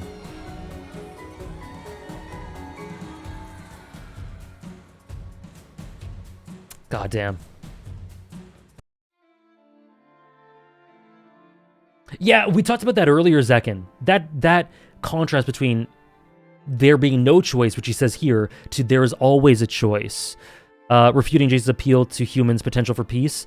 What exactly made Victor go this Eisen-like route of sacrificing soul for revolution? Was it only the disability, or that he didn't try to appreciate what he had in a partner with Jace, or not noticing what he had with Sky? I think all of the above, as well as seeing it as the only answer in a sort of Naruto villain-esque way. Victor is a huge, to me, strikes me as a huge Naruto villain. Unable to see, well, also, it's kind of forced upon him a little bit through the Hextech machinations that Jace used to save his life. But it's a lack of seeing any other way forward, his own physical inadequacies by his perception, lack of self-worth, not appreciating what he had with Victor or Sky, being less human, losing himself in the inhuman side of science, whereas Jace was always the human side of it, right? Staying up late, pouring himself over notes while Jace is with Mel, that dichotomy. It's all of the above, to me. Echo used... There is a Valley of the End reference in 2x8. There is. It's a Naruto reference. It straight up is. Echo used to reject his connection to Jinx because it was easier, just like Victor fractures his connection to Jace because he doesn't see himself as worthy to fight by his side. Echo by fighting to find the correct path through, and allows Jace to have an honest talk with Victor where their walls crumble. These characters, man. Yeah, Victor was elevated a lot in this season, needless to say, in case you couldn't tell from what I thought. And him and Jace, best dynamic, and I was kind of stunned. I was honestly kind of stunned that by the end of it, the answer, or like the last confrontation, was Victor and Jace. I really didn't feel like it would be, but I was so glad that it was. No worries, Thomas. Have a good one. We're finishing up with the last three characters anyway. We talked a lot about Jinx too. I don't know that I actually don't know that there's a lot to say about these.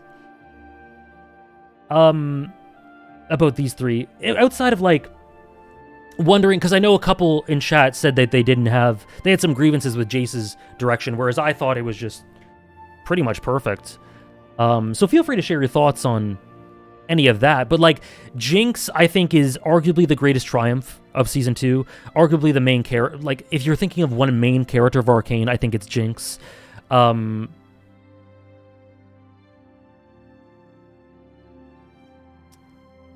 And I love, like, every dynamic she has is so beautiful.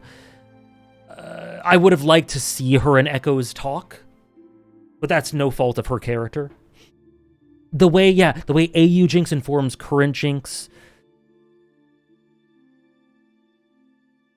The reason I wasn't a fan of his arc in this season is because I saw his resolution at the end of season 1 as pretty definitive, almost to the point where I was expecting him to die in the blast. When he didn't, I didn't like that he pretty much went back to making Hextech, even after his last decision in season 1. His indecisiveness was a compelling part of his character, but here it became a bit goofy, and more on a macro level, I don't like the hero's journey he goes on, and a lot of his character kind of disconnected from what it is in season 1. I get... to me, there's no difference in the things he did. Like, every decision he made, given what he learns, is something that season 1 Jace would have done, so I don't feel a disconnect.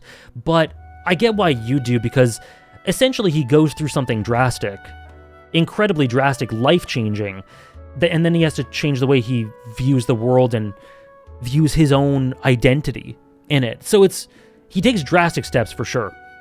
But one of my favorite things about Jace is that every decision he makes, he has not made a single decision that he doesn't think through thoroughly. So I think the regression at the end of episode 1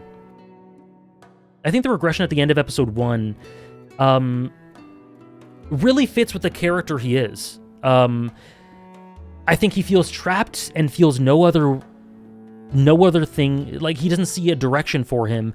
His partner's dead. His partner might be dead. He feels trapped. He didn't ask for this, and he regresses. I think it's a very human thing for him to do. Very flawed in the way that he is.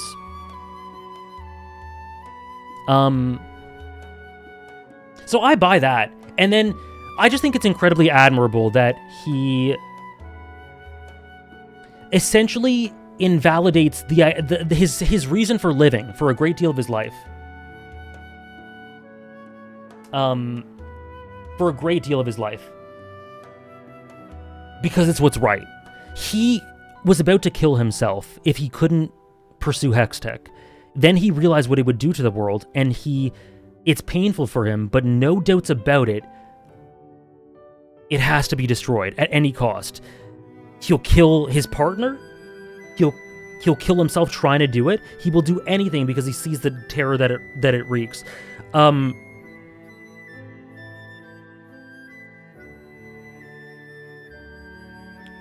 And to me, that element of conviction is so powerful and so admirable. To literally be face to face with the concept of why you're living. That was his identity. And to see that it destroys everything. Like, I can't even conceptualize what that would do to my mind. I can't even begin to think of what that would do to my mind. But he's able to process it and have the strength and sense of self and wherewithal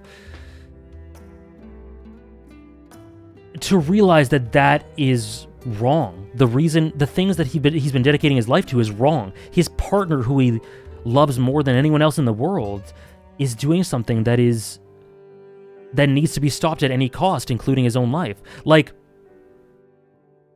hey Ash, the character arc feels out of order. He acquires this persistence before he climbs the tower. I totally disagree. I think every step of it makes complete sense. There are progressions, there are regressions, all very human, but then something clicks in his mind when he sees that he has to do this. Thank you, Edu, for the 18 months. Thank you very much for the year and a half. Me as well. I think it makes sense, but I personally would have liked it if he showed more conviction after him accidentally killing a child. I think he does in episode 6. Like, I think the continuation of that and the showing that he still has a sense of who he is and has not lost himself is in him stopping short of killing a child on the way to killing Victor, you know? I think that continues that thread going forward, just in a really abstract way. But yeah, like, it's a huge mistake. It's a huge mistake that he does at the end of episode 1. It's a huge regression. But I think it's very human. And I think his conviction is shown in a much more abstract way than just being like, no, I'm not going to make these weapons. It's always felt to me like a very, like, this is Jace's arc. Consistently throughout. So it never felt it always felt like an organic regression to me. Considering all that he's gone through. But hey, it might not work for everyone. I feel like Jace is always doing what's best for the world given what he knows. Every decision is utmost thought is put into it. It's very measured. Everything about it. When he thinks Hextech can save the people as he was saved, he wants the world to be helped by it too, and when he's shown what tragedy lies at the end of his dream, he's willing to forsake it all for this world. Yeah. Like,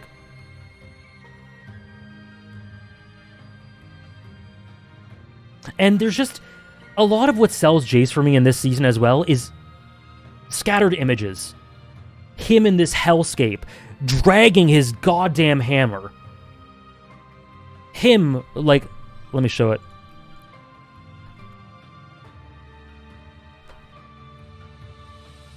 Him here. Well, I love this shot as well, but 3 heroes here. Him here. Facing doom right in the face and defying it and looking for another answer, having the hope that Ambessa didn't have. This image right here, where he just wants his partner back, he doesn't want him to be alone, where more than anything, the thing that mattered most is just to show his love for him. No matter what. That's the only thing that mattered in that moment. His heart and his enduring desire to do what's right in any given moment, no matter what. Like,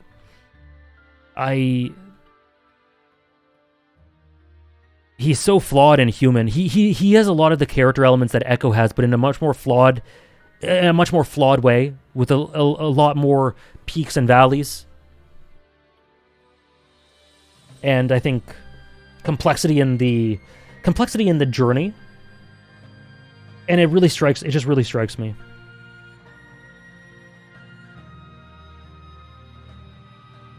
They didn't resolve the betrayal of him fusing Victor with the Hex Core. Well, that's the material ends of what happened with that. Right? Like, he needed Victor to live no matter what. Look what it led to. Victor becoming inhuman. And all that happened, essentially.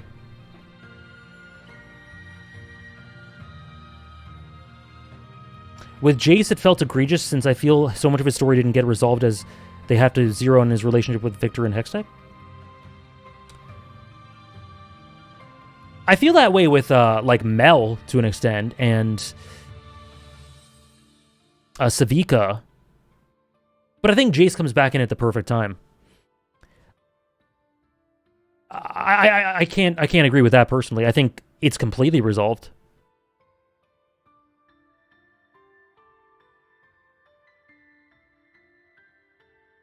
Yeah, and the distinction is that I think the betrayal was not destroying it. Though it was antithetical to the themes of the story to cling on to Victor living in that way. I don't think that was the betrayal as much as the Hex Core.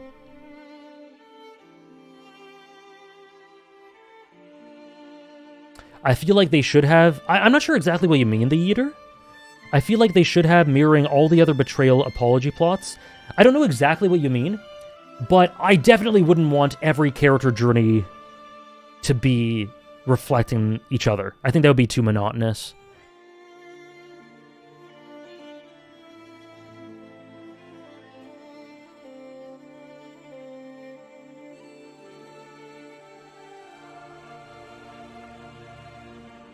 Oh, that's cool, Ash. Yeah, that's cool.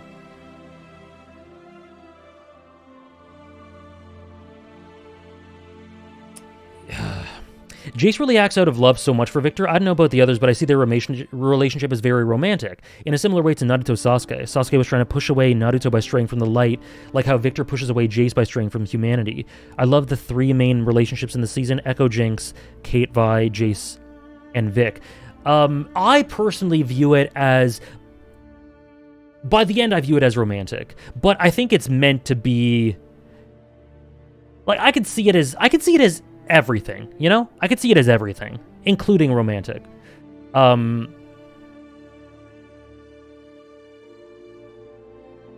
That's personally how I see it. I could see others seeing it as more platonic. That's how I see it. Fully forms into being romantic, yeah. I'm probably not as... I haven't thought about the specifics of what I'd classify it as. I just know what it includes.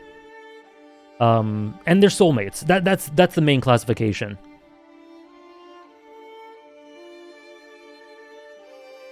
He should have betrayed Victor and then tried to undo it, like Silco, Vander, Jinx, Vi. They were already on the path. Yeah, I just can't agree with that personally. I don't want every character journey to be the same. But hey. I get admiring the symmetry, though. The promise was to stop Victor. Killing him was the only option to him, especially after having lived hell for so long. Saving him was a compromise he could only... I don't know what FO is. At the end... He could only do... I see. He could only do at the end when he could try, thanks to Echo.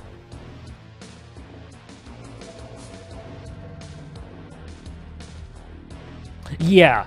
Like, logistically in terms of the plot, and also in terms of just... it just makes sense to me. These two who have saved each other's lives, literally. From the brink of death, saved each other's lives. Who have put into this world this creation that can be so badly misused, then leave the world together with imparting upon the world a clue, a hint, a hope of how to use that power, you know? I don't know. It just feels... Everything about their arc and their intertwining journeys just feels so right to me. Yeah, and then Victor telling Jace to leave, and then Jace... No, I'm not leaving you alone. God damn, man. Impossible mixed toast.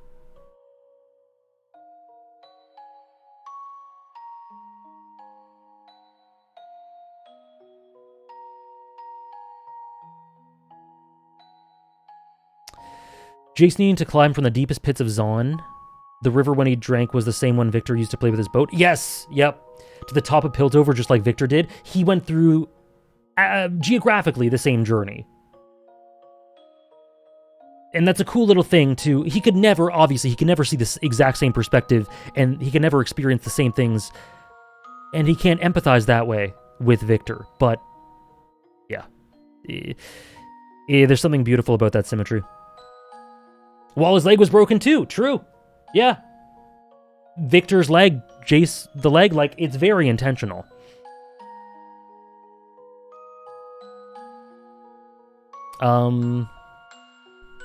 Yeah. And then Silk, then Jinx's stuff, I honestly don't even know what to say about Jinx's stuff that we haven't said already. It's just amazing, man. It's just... the moment where Jinx... I'll get back to... I know you guys are sharing some stuff about Jace, so I'll read those in a second, but the moment where Jinx is so moved by the connection she feels at freeing those people from prison, that's a landmark moment for the character, and I think it's where she realizes who she is.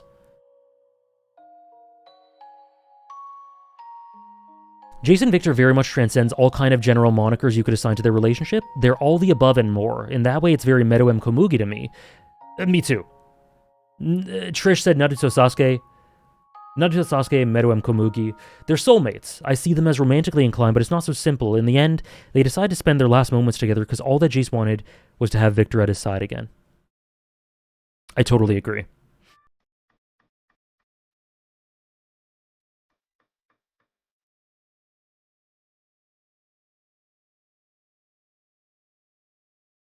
I understand. I can understand that, Zekin. I can understand that. Oh god, no. No, don't mute it! No, no, no!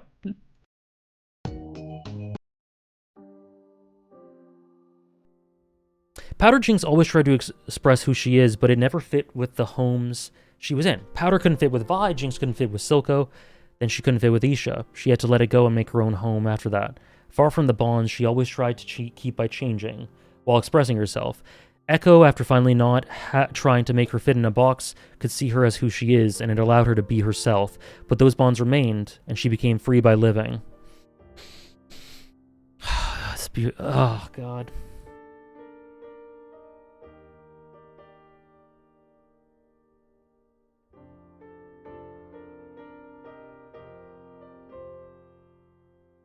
See ya, Tofu. Echo has a very shallow character arc. He has all virtues and no flaws. That is totally wrong. That's totally wrong. But hey. Just IMO.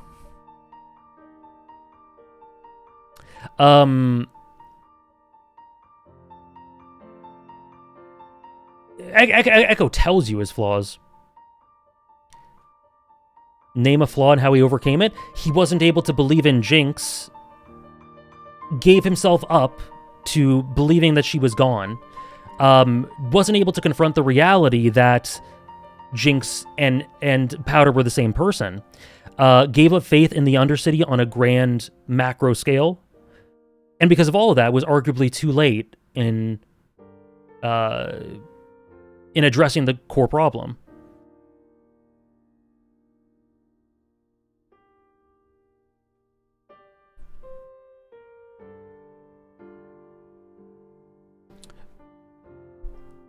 That's what he overcomes in Season 2, Episode 7. The I gave up, oops, sorry, gonna take it back arc. Okay. The way you're talking is not conducive to any productive discussion. I'm not gonna address that anymore. If you're just gonna shoot stuff down like that, not interested. Anyways, Jinx. The moment in which... that moment in the prison. Like, I could understand wanting it to be a bit more and to be expanded upon more. Like, I get that. I might agree. But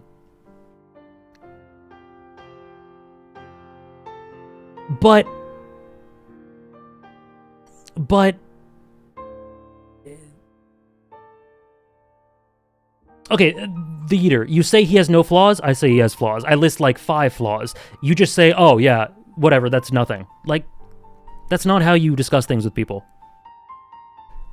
You gotta express yourself a bit differently than that. The first post-timeskip Echo scene in Season 1 is about how he's completely deprived of vulnerability and trusting someone else with his own problems. Yeah, that's true. Another flaw with Echo is limitation. I can't be writing essays here? Look what everyone's doing. We're all talking.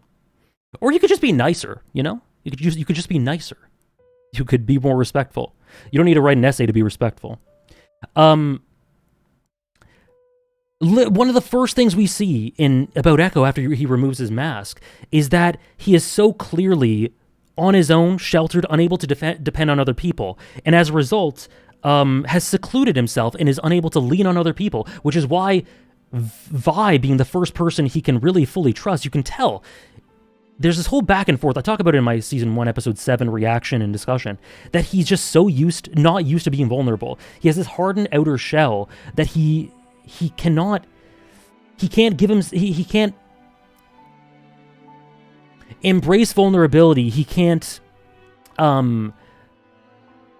confide in anyone because he's taken on so much responsibility in being a leader, and as a result has grown up far too quickly, and as a result has no one to really connect with on an intimate level, and that's why he pours himself into Vi, and why it's such a release for him. So, like, he has tons of human character flaws. But even still, not having flaws doesn't mean that you're automatically a bad character. Anyways.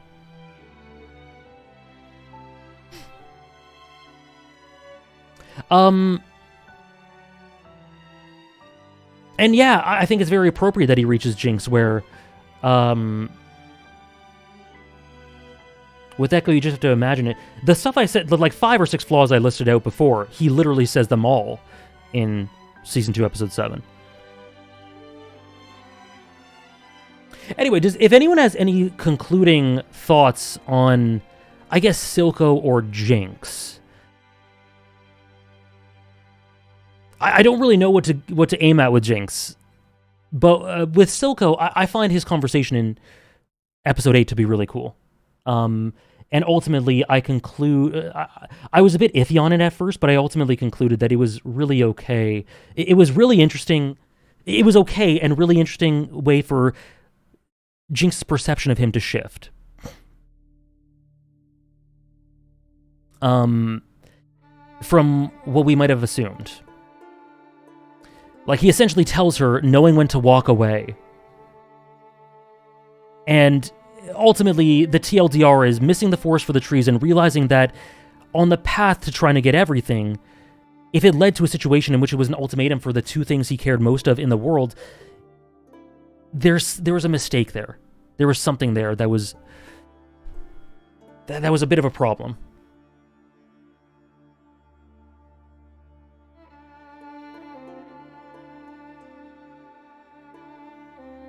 I do have to end stream pretty soon, just so you guys know. What do you think inspires Jinx to think those words to herself? Just a intimate understanding of who Silco is. Silco is such a peak, twisted take about unity. In his mind, there's only Zon, even more than himself in a way. He saw things so much through his lens that sacrifices were a formality. As long as Zon survives, Zonite shall do it. It's also why he finds something more intimate in Jinx. He fumbles, choosing between a father's wish and a nation. In the end, Zon wasn't strong enough to make him sacrifice that. Ironic since he kind of asks All Knights to do it, but it's by letting it go that he could be the one who shares the same lesson to Jinx. Right. And it's through contrast. It's through... What I like is that through learning things about oneself through failure or death, you impart the lesson into the next generation going forward to allow them to carry forth the torch. Vander's failures were ultimately a lesson to Vi. Silco's failures were ultimately a lesson to Jinx. And Bessa to Mel. Kev kind of addressed this earlier. And what's important and how to prioritize and how to go forward to the future.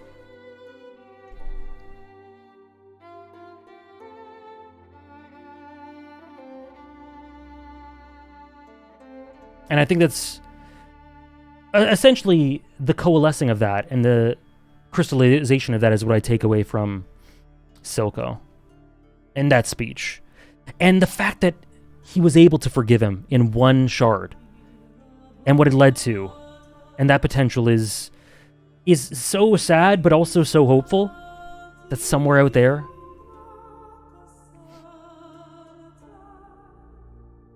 Jinx is a character about labels, and that's why I adore the fact that I can't label her as dead or alive. Overcoming labels, yeah.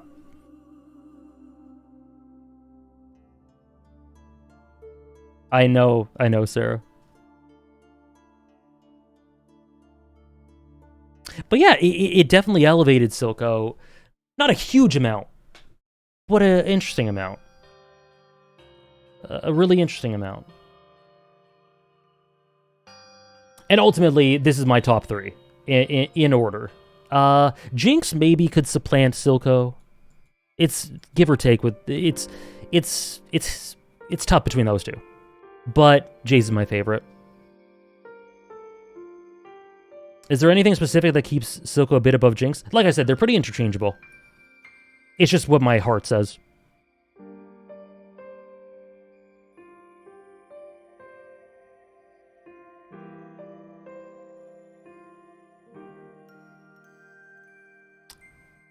It's my big three. Jinx, to me, has always been consumed by guilt and grief over who she is and what she's done. I love that she ultimately finds that she doesn't have to be tied down to her history and past choices and that it's okay to just live. And that's what I think the airship at the end is. That's what I think that's about. That's what I think Echo imparts to her through learning himself from her in a very Gurren Lagann way.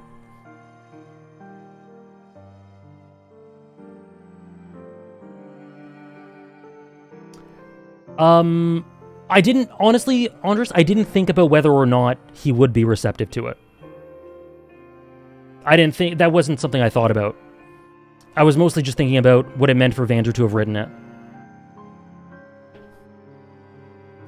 But I guess inherently, subconsciously, I was thinking about the fact of him, the idea of him being receptive to it, because I was so sad that it never got to him. So, I guess I thought it was a possibility in a sort of subconscious way.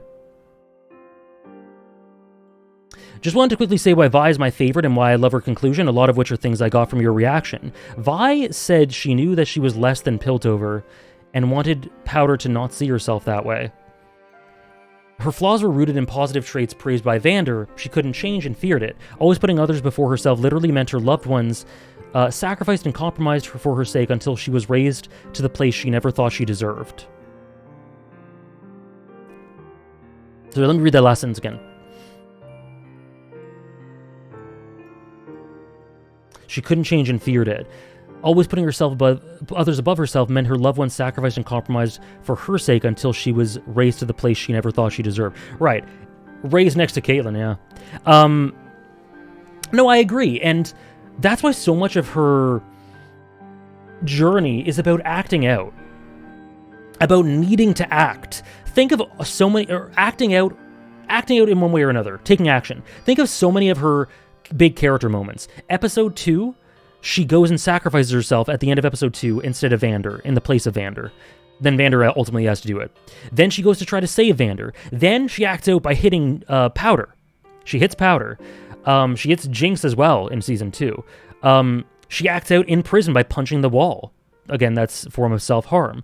She needs to fight Savika because she displaces all of her negative feelings onto her and uses her as an outlet. In episode 5 of season 2, she is this boxer that needs to act out by punching people in the face over and over again. She acts out by punching the prisoner from Silco's crew. She acts out by fighting Jinx in season 2, episode 3. Like, Vi is comprised of acting aimlessly again and again and again. And ultimately, it's not until the end where someone acts for her, where she's able to, I believe, sort of let go of that.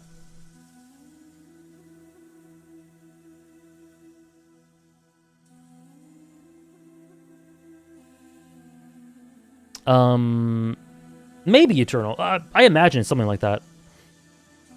It does, Andres. Top 5 Arcane episodes right here.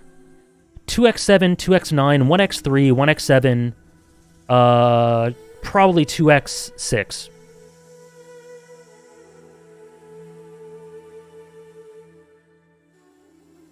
Oh yeah, then whatever. 2x7, 1x9, 1x3, 1x7, 1x6.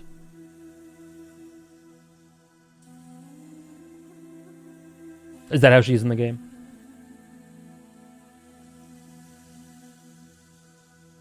A minor thing I love about... Is 1x7 better thanks to 2x7? A little bit, yeah. Yeah. A minor thing I love about Isha's role for Jinx is having someone love her without any preconceived notion of who she is. Powder versus Jinx, or Jinx as a criminal. Or Jinx as a revolutionary. She's just Jinx. Yeah, she loves her for what she portrays herself as. No labels, no nothing. Which is, again, really great for the labels theme that Struggler was talking about. Jonah, your bits maybe came through without a message. I think it's glitching on your end. We are we're about to end, actually. Sorry you have to come in right at the end, but we had a great discussion. Wish you were there for it. I got a weird alert, Jonah. I think Twitch is just glitching. Okay, no worries. But yeah, like, I don't know. Ultimately I'm left with, at the end of season 2, a lot of appreciation for what it does. And even with the things it fails, even with the flaws, the thing that people say a lot, they've said in the comments ad nauseum of the last episode, is there's beauty in imperfections. And what I'll say about that is more so that in spite of the imperfections, there is beauty. There are some imperfections that I don't really enjoy and can't really look at and reconcile as part of the overall positive thoughts I have about season 2, but I think that a lot of the flaws are the result of this unbelievable ambition and scope and creative stream of consciousness and message that they're trying to get across that is very difficult to get across in the way they want to. And by and large, I think they succeeded.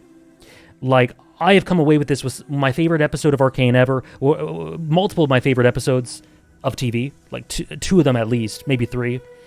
And ultimately just an appreciation and elevated thoughts of the cast and the story as a whole. And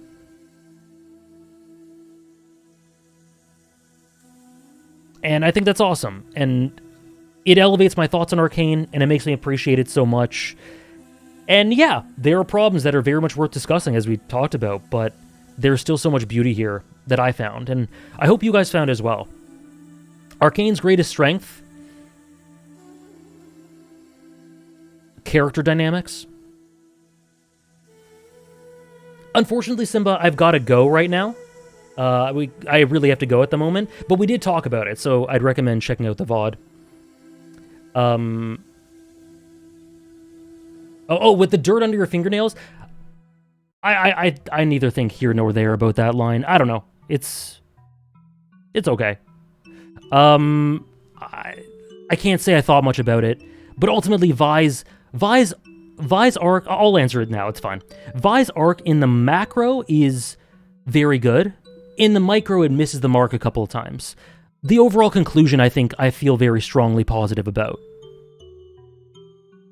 Oh, my pleasure, Jonah. Sorry it didn't go through. Sorry it's glitching.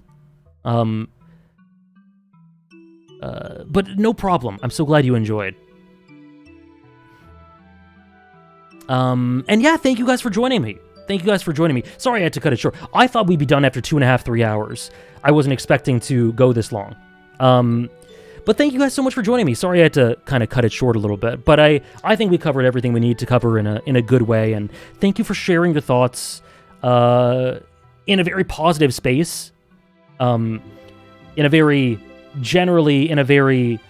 fulfilling way. So I appreciate that. It's not easy to come across nuanced Arcane discussion about positives and negatives, so I appreciate that. And I hope you guys enjoyed. Whether you check out the VOD, whether you check this out in the VOD, whether you were live, regardless, I'll put this on my second channel. And yeah, thank you so much. Thank you so much. The next right, Struggler. The next stream will be Sunday with One Piece 1138. 1138? 1139, I think. And then we'll be starting Resident Evil after that, more Bleach after that. It'll be tons of fun. But I'm so glad we finally got this out there. Thank you, mods, for all your help. Thank you, everyone who watched my reaction series and shared your thoughts with this, who was watching on in the Discord and stuff. Yeah, it's been such a joy to cover this series and talk about it. And yeah, I'm very appreciative. Stay tuned for my top 100 list to see where characters go in the protags and antags, where Arcane goes. We'll see. But yeah, thank you so much. Thank you so much. We'll see you guys later. See you guys on Sunday for One Piece, and I'll see you in the Discord. Thank you so much for all the support, and we'll catch you later.